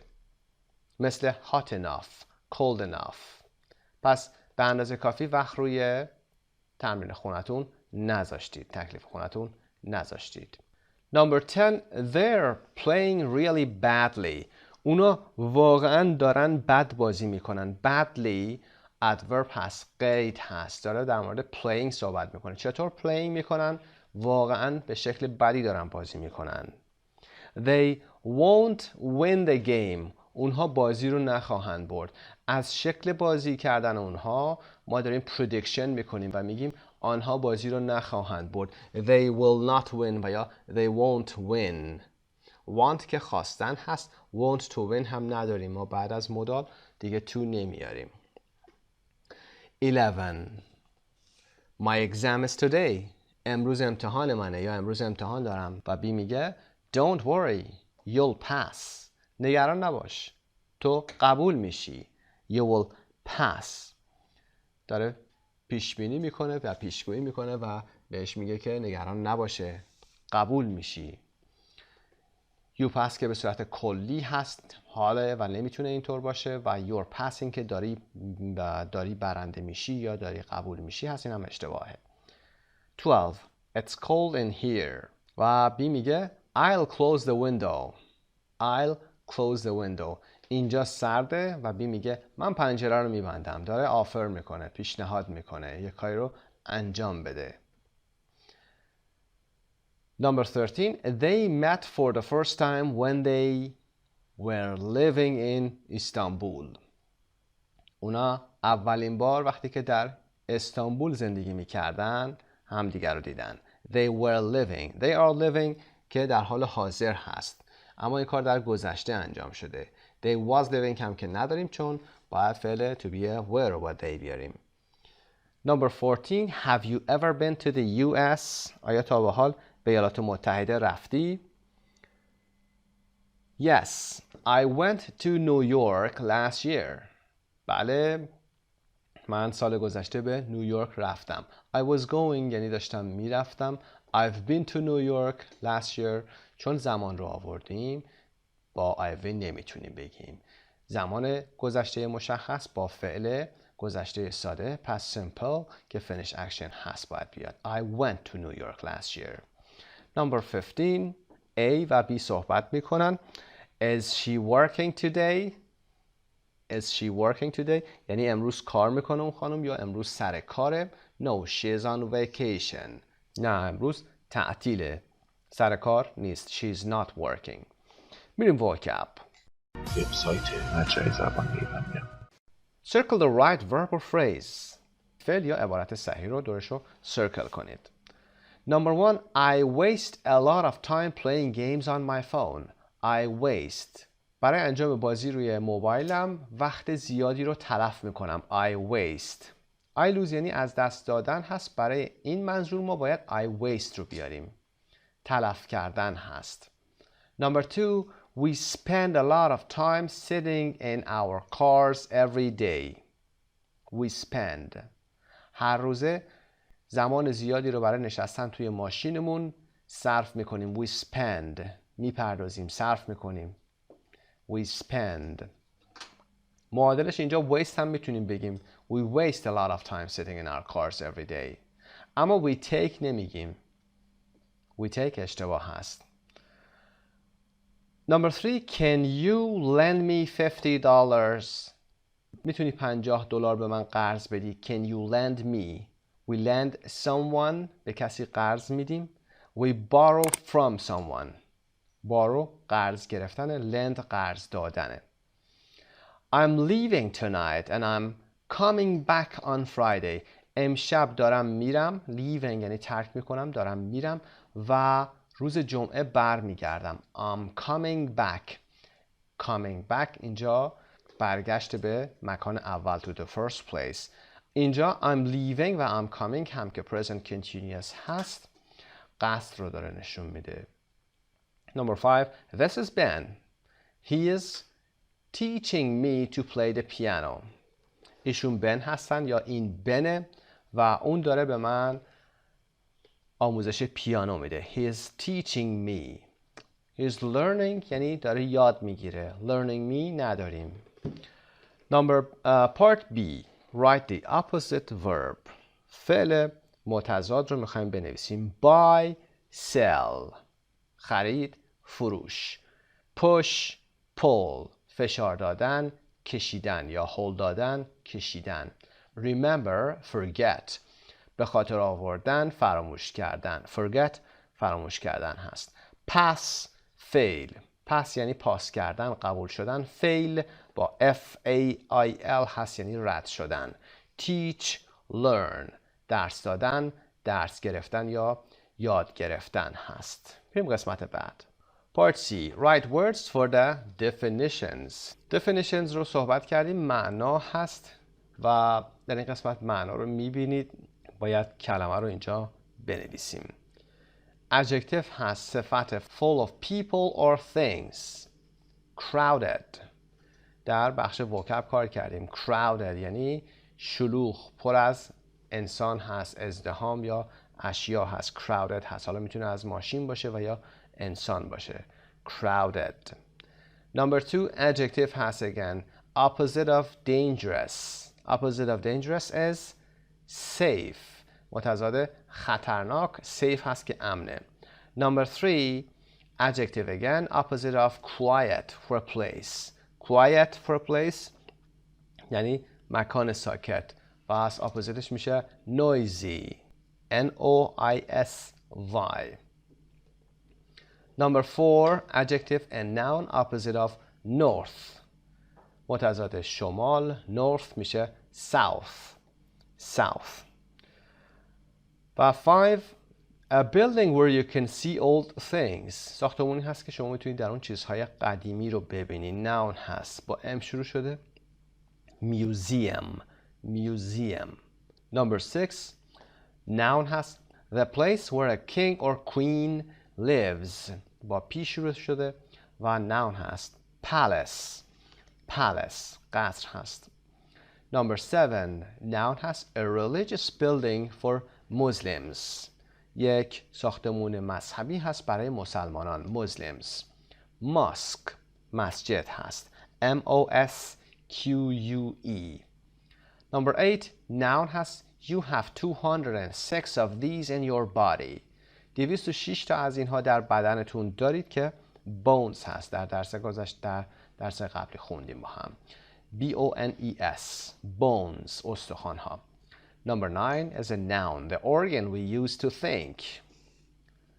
اندامی هست که ما از اون استفاده میکنیم برای فکر کردن. brain. brain. Number 10. noun هست. It covers the outside of your body. لایه بیرونی بدن شما رو میپوشونه. skin. S-K-I-N. skin. پوست شما هست. Part D. Complete the sentences with a preposition. با یه حرف اضافه جمله ها رو پر میکنیم. My husband's always late.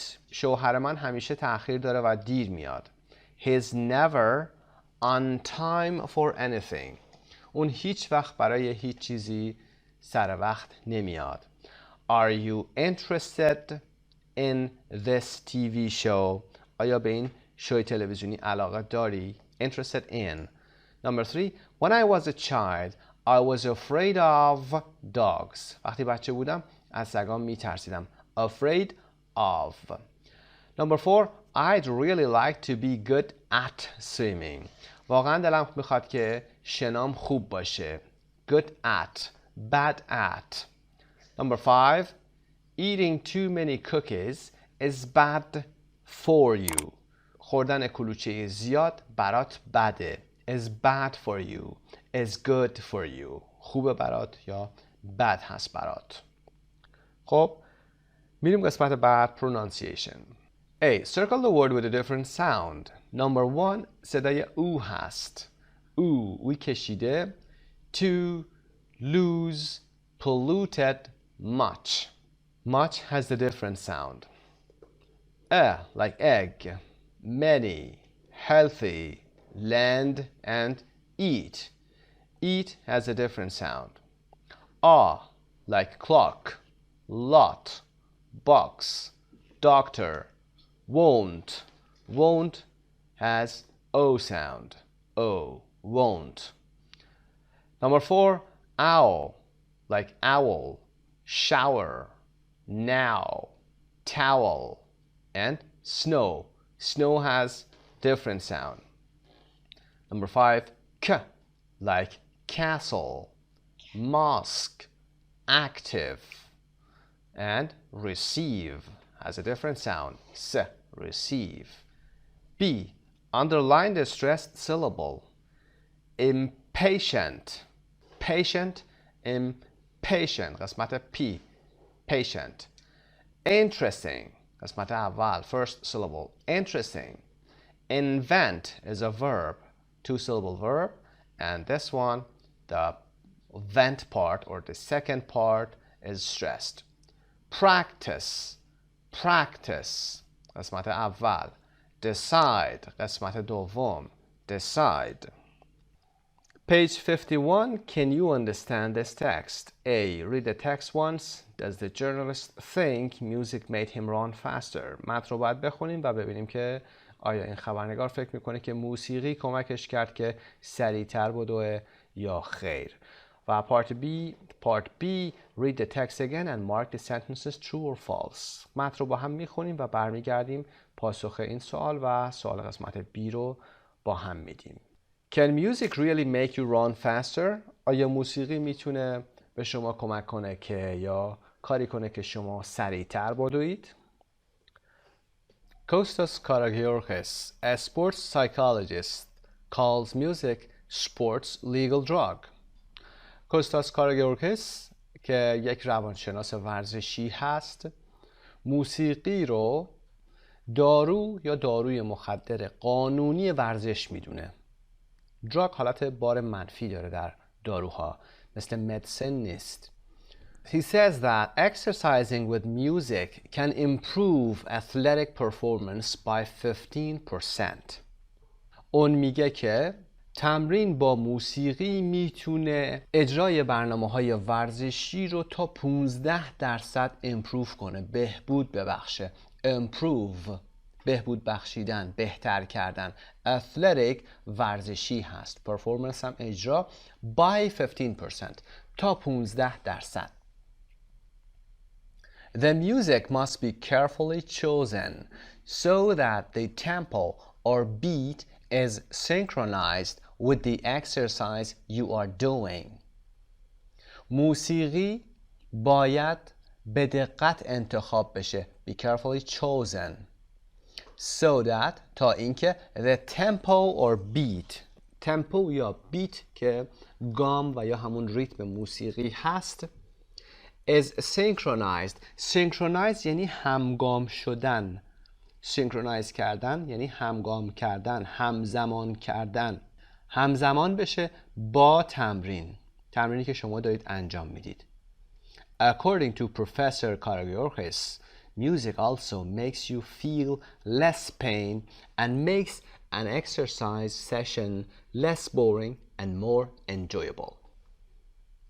According to یعنی بنابر، طبق. اینجا یعنی به عقیده، به نظر پروفسور کاراگورخیس موسیقی همچنین میتونه باعث احساس درد کمتری در شما بشه و میتونه یک جلسه ورزشی رو از شدت کسالتش کم بکنه، از بورینگ بودنش کم بکنه و لذت بخشترش بکنه. Make it less boring. ورزش وقتی که شما انجام میدید، به عنوان مثال بدنسازی انجام میدید، یک کار تکراری رو دارید انجام میدید، ممکنه بورینگ بشه، خسته کننده بشه، اما این makes it less boring and on the other side از طرف دیگه more enjoyable، لذت بخشترش میتونه بکنه براتون. Gym chain Fitness First recognizes the importance of music to workouts and plays music in all its clubs. Fitness First که یک جیم چین هست، یک باشگاه زنجیره‌ای هست و بزرگترین باشگاه خصوصی جهان هست و تقریبا 1 میلیون عضو داره. Recognizes the importance of music. اهمیت موسیقی رو برای to workouts، برای ورزش ها و تمرین ها تشخیص میده و در همه باشگاهاش موسیقی پخش میکنه. The most popular song for male gym members is Survivor's Eye of the Tiger, while women love ABBA's Performing Queen. محبوب ترین ترانه هایی که برای مردان استفاده میشه for male gym members یعنی اعضای مذکر باشگاه ها Eye of the Tiger Survivor هست و در حالی که برای خانوم ها یا اینکه خانوم ها عاشق Performing Queen ABBA هستند. Music works well with weightlifting and other repetitive actions, but it can also help with running. موسیقی با بدنسازی خوب کار میکنه، وزن برداری، weight lifting، weight یعنی وزن، weight lifting وزن برداری هست. And other repetitive یعنی تکراری، repetitive actions کارهای تکراری. But it can also help with running. اما میتونه در رشته 2 هم کمک بکنه یا دویدن هم کمک بکنه. The best example of this is Haile Gebrselassie, if I'm pronouncing it well. Perhaps the world's greatest distance runner who used the techno-pop song Scatman as a metronome when he broke the world 2000 meter record. بهترین مثال دو هم گبرسلاسی هست که احتمالاً بهترین دونده دوی مسافت هست که use the techno pop song Scatman که آهنگ اسکتمن تکنو پاپ رو استفاده کرد as a metronome به عنوان یک مترونوم. مترونوم هم که کسانی که موسیقی کار میکنن حتما میدونن چی هست، ضربان ساز هست، یک ریتمی رو، یک بیتی رو تولید میکنه و شما میتونید این رو تنظیم بکنید برای خودتون که نواختش نمودار زمان برای شما آنچه که میخواهید باشه. شما میتونید این مترونوم رو تولید بکنید، بیت هاش در برای ورزشتون، فرضاً دارید وزنه برداری میکنید، به اندازه خودتون باشه و به شما انرژی میده. وقتی که he broke the world 2000 meter record، وقتی که رکورد 2000 متر جهان رو شکست، از این مترونوم استفاده کرد، یعنی از این بیت این آهنگ استفاده کرد. But if music was so important to Gebrselassie, why do other top runners never race with headphones? اما اگه موسیقی اینقدر برای گبرسلاسی مهم بود، چرا دونده های برتر دیگه هرگز از هدفون استفاده نمی کنن، یعنی موزیک نمیذارن؟ Karagiorgis says research has shown that for most top athletes, music is less effective. کاراگیورگیس که همون روانشناس هست میگه تحقیقات نشون داده که برای اکثر ورزشکارهای برتر music is less effective. موسیقی تأثیر کمتری داره. Elite athletes focus more on their bodies and less on outside stimuli like music. الیت یعنی نخبه، برتر. ورزشکاران نخبه، الیت به این معنا هست نخبه یا برتر، بیشتر بر روی their bodies، بر روی بدنشون تمرکز میکنن، فوکس میکنن و کمتر بر روی محرک خارجی مثل موسیقی تمرکز دارن. less on outside stimuli like music. stimuli هم یک کلمه هست که در بحث روانشناسی کاربرد زیادی داره. محرک هست، باعث به حرکت در آوردن چیزی میشه. So, although music can help amateur runners run faster and further, most top athletes prefer silence. بنابراین اگرچه موسیقی میتونه به دونده های آماتور کمک کنه که سریعتر و بیشتر بدون، اغلب ورزشکاران تاپ یا ممتاز سکوت رو ترجیح میدن. I decided to try running with music myself. من تصمیم گرفتم که خودم با موسیقی بدوم. I was going to run a half marathon and a sports doctor gave me the perfect playlist of songs for running. قرار بود که یک هاف ماراتون یعنی 2 نیمه ماراتون داشته باشم و یک دکتر ورزشی به من لیستی از ترانه‌های مناسب برای دویدن رو داد. When I did the race, وقتی که اون مسابقه رو انجام دادم, I found that some of the tracks like phone cleats, walking on me made running easier. دریافتم که یا متوجه شدم که بعضی از ترک ها مثل walking on me, phone cleat دویدن رو آسان‌تر می‌کرد.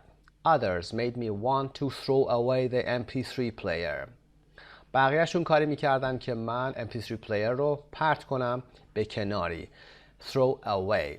When I crossed the line, I had beaten my previous personal best by 1 minute. But was it because of the music? To be honest, I felt it was probably because of the extra training. وقتی که cross the line کردم یعنی از خط فینیش گذشتم, I had beaten یعنی شکستم. beat به معنی شکست دادن هست. بردن هم میشه. My previous personal best رو که یعنی بهترین رکورد قبلی خودم رو, previous یعنی قبلی, personal best که رکورد قبلی خودم رو, با بقیه کاری نداریم. By 1 minute I had beaten. 1 دقیقه جلوتر بردم. But was it because of the music?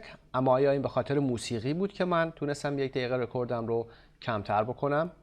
To be honest, صادق باشیم یا صادقانه بگم, احساس میکردم که I felt it was because of the extra training. احساس میکردم که این به خاطر تمرینات اضافه من بوده تا اینکه موسیقی باشه. خب میریم به قسمت بالا و سوالات رو پاسخ میدیم. Does the journalist think music made him run faster? No, he doesn't. Part B, number 1. The psychologist says that all kinds of music can help us exercise better. روانشناس میگه که همه موسیقی ها یا انواع موسیقی ها میتونن به ما کمک کنن که بهتر ورزش کنیم. False. Number 2, he says that exercise is more fun with music. اون میگه که تمرین یا ورزش با موسیقی فانتر و یا بهتر هست، جالبتره. True. Number 3, men and women prefer different music when they exercise. مردان و زنان موسیقی های متفاوتی رو ترجیح میدن وقتی که دارن ورزش میکنن. True. Number 4, music helped Haile Gebrselassie break a record. موسیقی بهش کمک کرد که رکوردی رو بشکنه. True. Number 5, most top athletes use music when they run. اغلب دونده های ممتاز از موسیقی استفاده میکنن موقع دویدنشون. False. Number 6, music can help amateur runners to run faster. موسیقی میتونه به دونده های آماتور کمک کنه که سریعتر بدوئن. True. Number 7, the journalist chose his music for the marathon.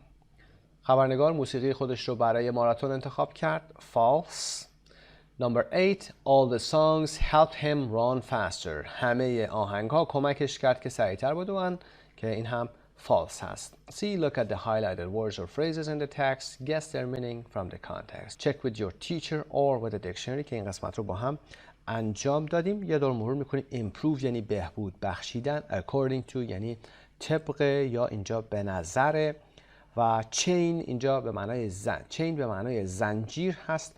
جیم چین به معنای باشگاه های زنجیره‌ای هست. weightlifting یعنی وزن برداری. effective یعنی مؤثر. bodies که جمع بدن هست، بدنها. و throw away یعنی دور انداختن. beaten که قسمت سوم فعل بیت هست، به معنای شکست دادن هست و به معنای بردن و افزایش رکورد هم هست. میریم قسمت بعد. Can you understand these people? 3.22 On the street, watch or listen to 5 people and answer the questions. خب فایل 322 رو گوش بکنید و بعد فایل تصویریش رو هم میتونید نگاه بکنید که کمکی بیشتر بهتون میکنه. یان، ویلز، جینا و جوانا و انیا هستن. Number 1. 3 years ago, Jan was working part-time. 3 سال پیش یان part time کار میکرد، یعنی پاره وقت کار میکرد. Number 2. When Wells talks about why he loves Paris, he doesn't mention the scenery.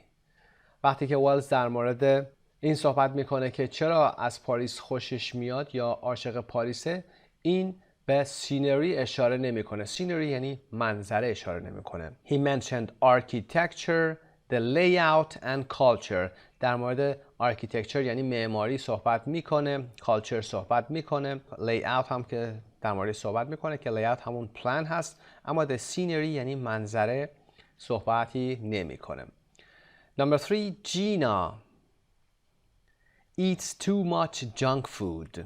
جینا جانک فود زیادی میخوره، هله هوله زیاد میخوره، غذای ناسالم میخوره. Eats too much. یه جمله هم میگه اول حرفش جینا میگه I live off of chips and cookies and ice cream. To live off of اول double F هست و off دوم OF هست. Of. To live off of یعنی با این زندگی میکنم. I live from chips یا از زندگیم با چیپس و کوکیز و آیس کریم هست. So it's too much. Number 4. Joanna says her friends think she's a pessimist. جوانا میگه که دوستاش فکر میکنن که اون یعنی خود جوانا یک پسیمیست هست، یک بدبین هست. Number 5.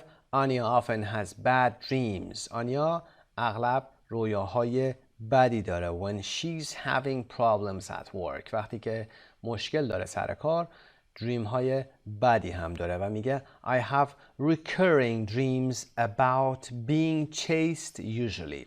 خب چند نکته. I have recurring رو به این صورت می نویسیم R-E-C-U-R-R-I-N-G. recur یعنی repeating, happening again and again یعنی چیزی که تکرار میشه. recurring dreams یعنی رویاها یا خوابهایی که تکرار میشه پشت هم. about being chased یعنی اینکه تعقیبم میکنند، در مورد تعقیب شدن هست، دنبالم میکنن معمولا.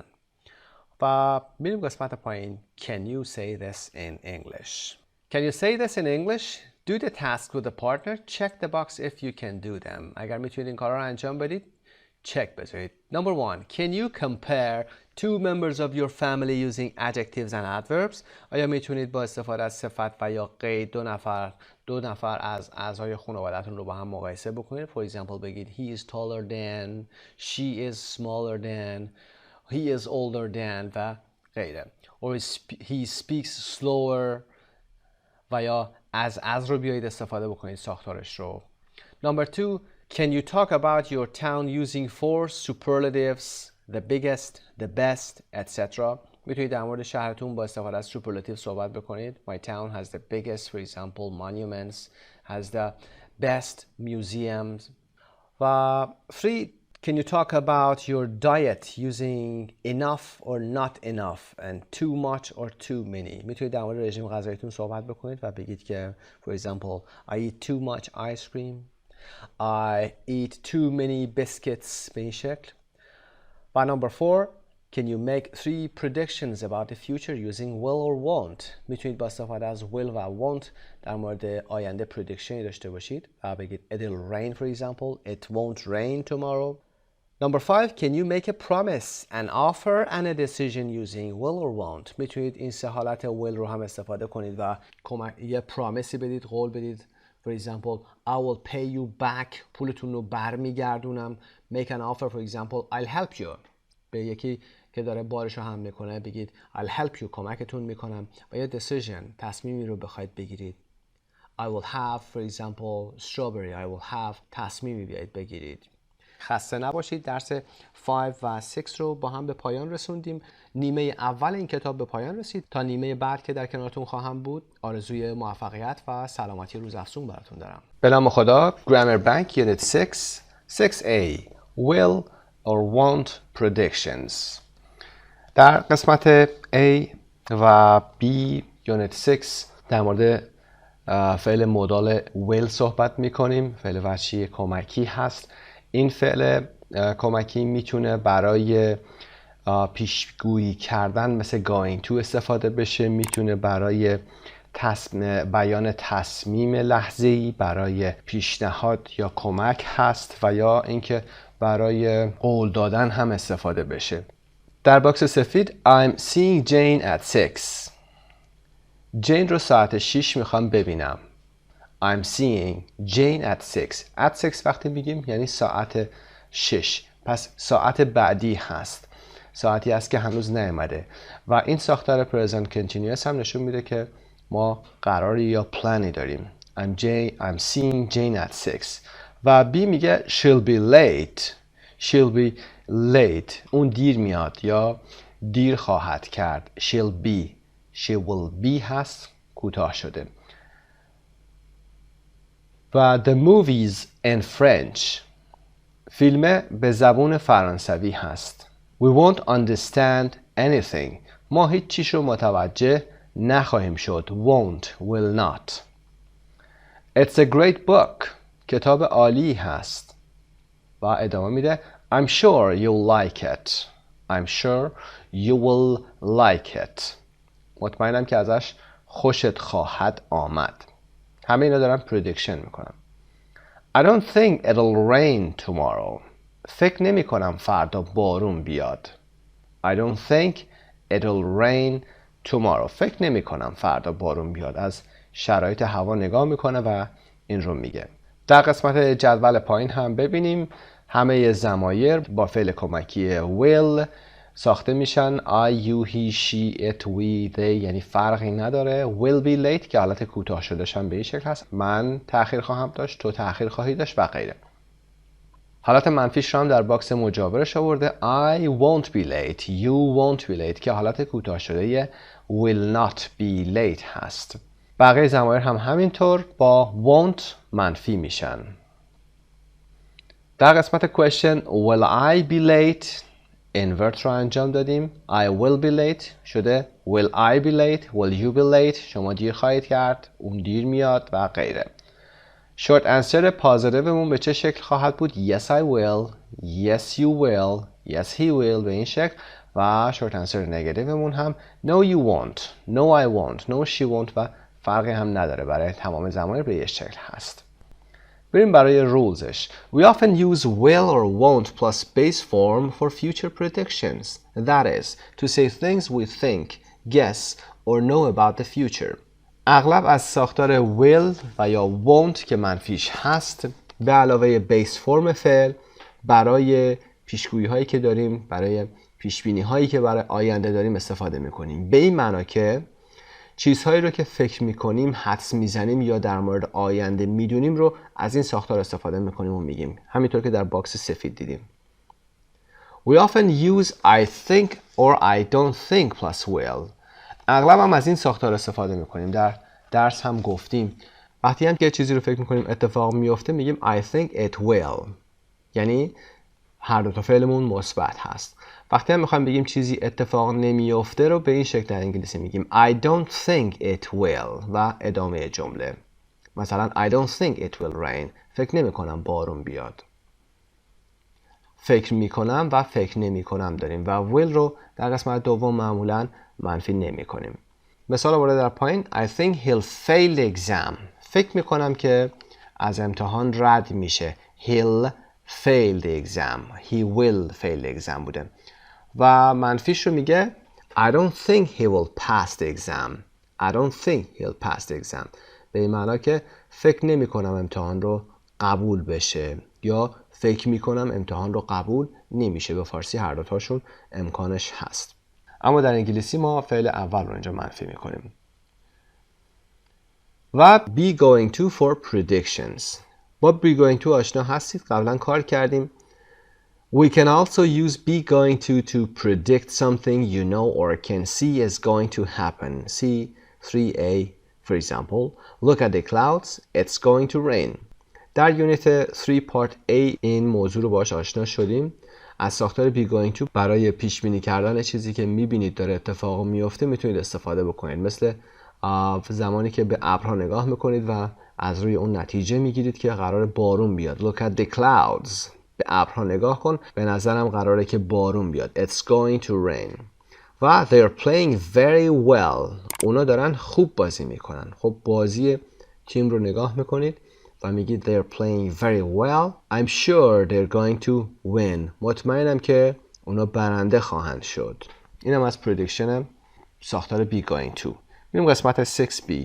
6b will, want, decisions, offers and promises. Decisions. یکی از کاربردهای will که در آینده بوده تصمیم هست. شما در لحظه تصمیمی میگیرید. به عنوان مثال I won't stay for dinner. من برای شام نمیمونم. I think I'll go home early. فکر میکنم که زود میرم خونه. این تصمیمی هست. و حالت دیگهش offers هست. تعارف کردنه. در لحظه شما اتفاقی میفته شما تصمیم میگیرید که کاری رو انجام بدید. تصمیم میگیرید کمکی بکنید به کسی. مثل I'll help you with your homework. من تو تکالیفتون بهتون کمک میکنم. و یا I'll open the door for you.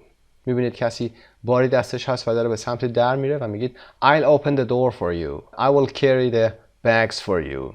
من وسایلتون رو یا کیفاتون رو براتون حمل میکنم.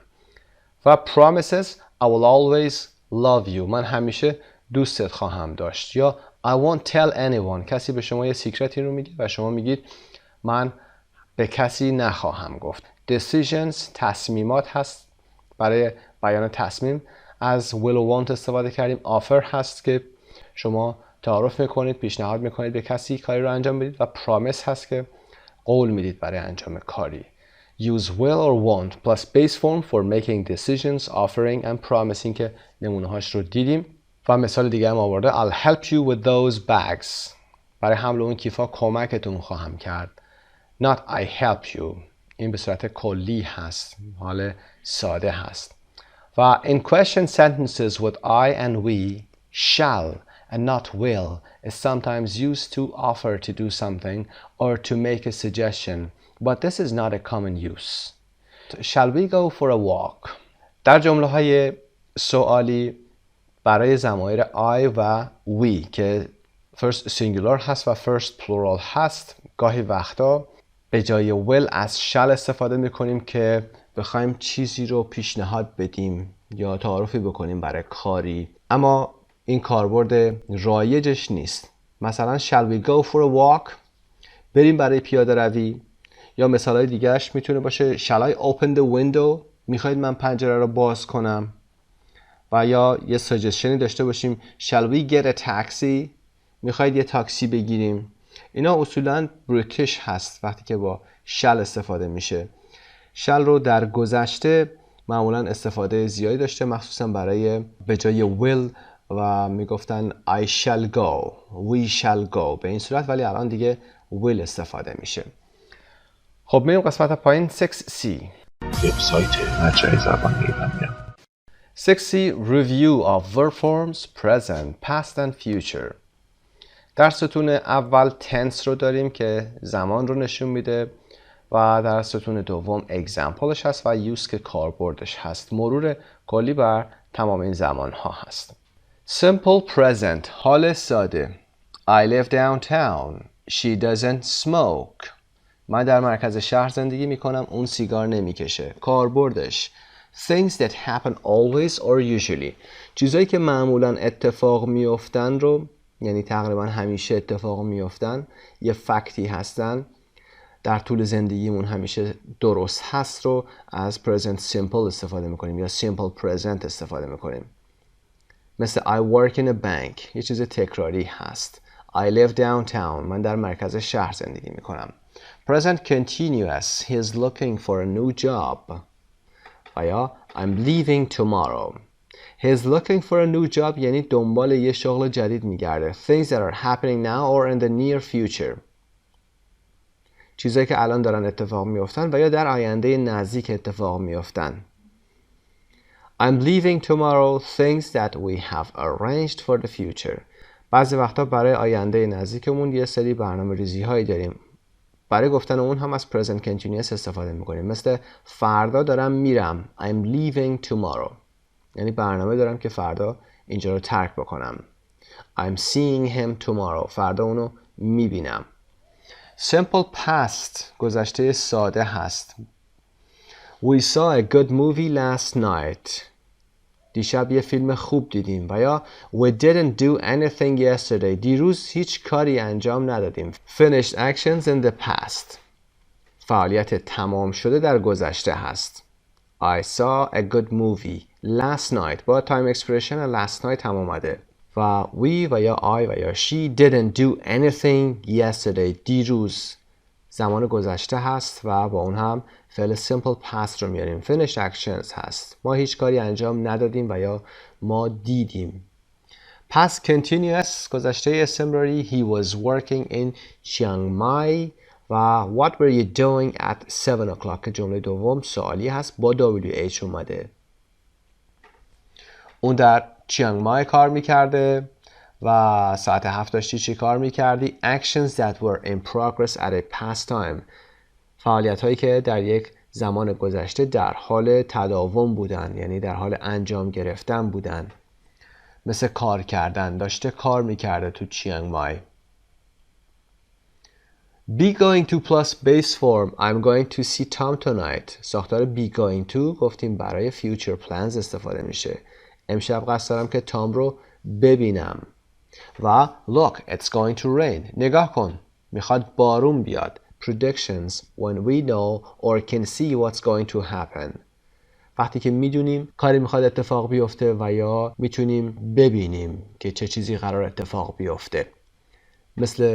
مثال ابری که گفتیم. It's going to rain. میخواد بارون بیاد. از ساختار going to علاوه base form هم هست. یعنی rain دیگه تغییری نمیکنه. To see دیگه تغییری نمیکنه.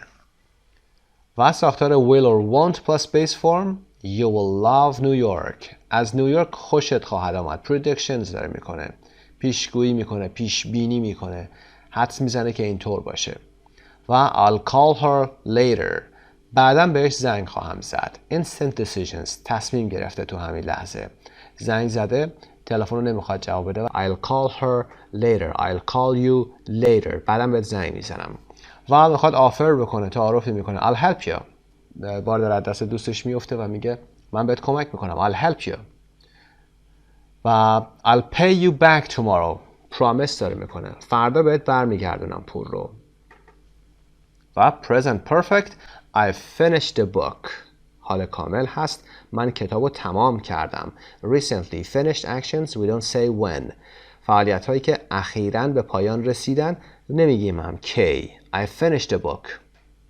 I have finished the book. برای ضمایر he she it هم که با has میگفتیم. و سوالی have you ever been to Iran? آیا تا به حال به ایران رفتی؟ Past experiences. تجارب گذشته هست. از گذشته تا الان. تا به حال به ایران رفتی. این هم که present perfect هست. خب یونیت 6 گرامر بانک به پایان رسید. خسته نباشید. به نام خدا. opposite verbs مربوط به یونیت 6 رو با هم انجام بدیم. افعال متضاد هست. A match the verbs and pictures. افعال رو با تصاویر مچ بکنیم. Number 10 arrive. رسیدن هست. arrive or arrive early. زود رسیدن. arrive early. Number 6 break. break your glasses. شکستن. شکستن عینکتون. break. Number 4 buy. buy a house for example. خریدن. خریدن یک خونه. Number 3 find. find your keys. پیدا کردن. پیدا کردن کلیداتون. Number 7 forget. forget a name for example. فراموش کردن. فراموش کردن یک اسم. Number 2 lend. lend money to somebody. lend یعنی قرض دادن. قرض دادن پول به کسی. lend money or something to somebody. و 14 miss. miss یعنی از دست دادن، دلتنگ شدن هم میشه، اما اینجا miss a train یعنی از دست دادن یک قطار، یعنی دیر برسی و قطارت بره. Number 8 pass an exam. pass بریتیش میگیم پاس کردن امتحان، قبول شدن در یک امتحان. و تصویر number 1 is push the door. همینطور که میبینید داره در رو هل میده، هل دادن، فشار دادن، push the door. و تصویر number 12 send an email. ایمیل فرستادن هست. و number 5 start a race. مسابقه رو شروع کردن، start. و 11 teach English. انگلیسی درس دادن.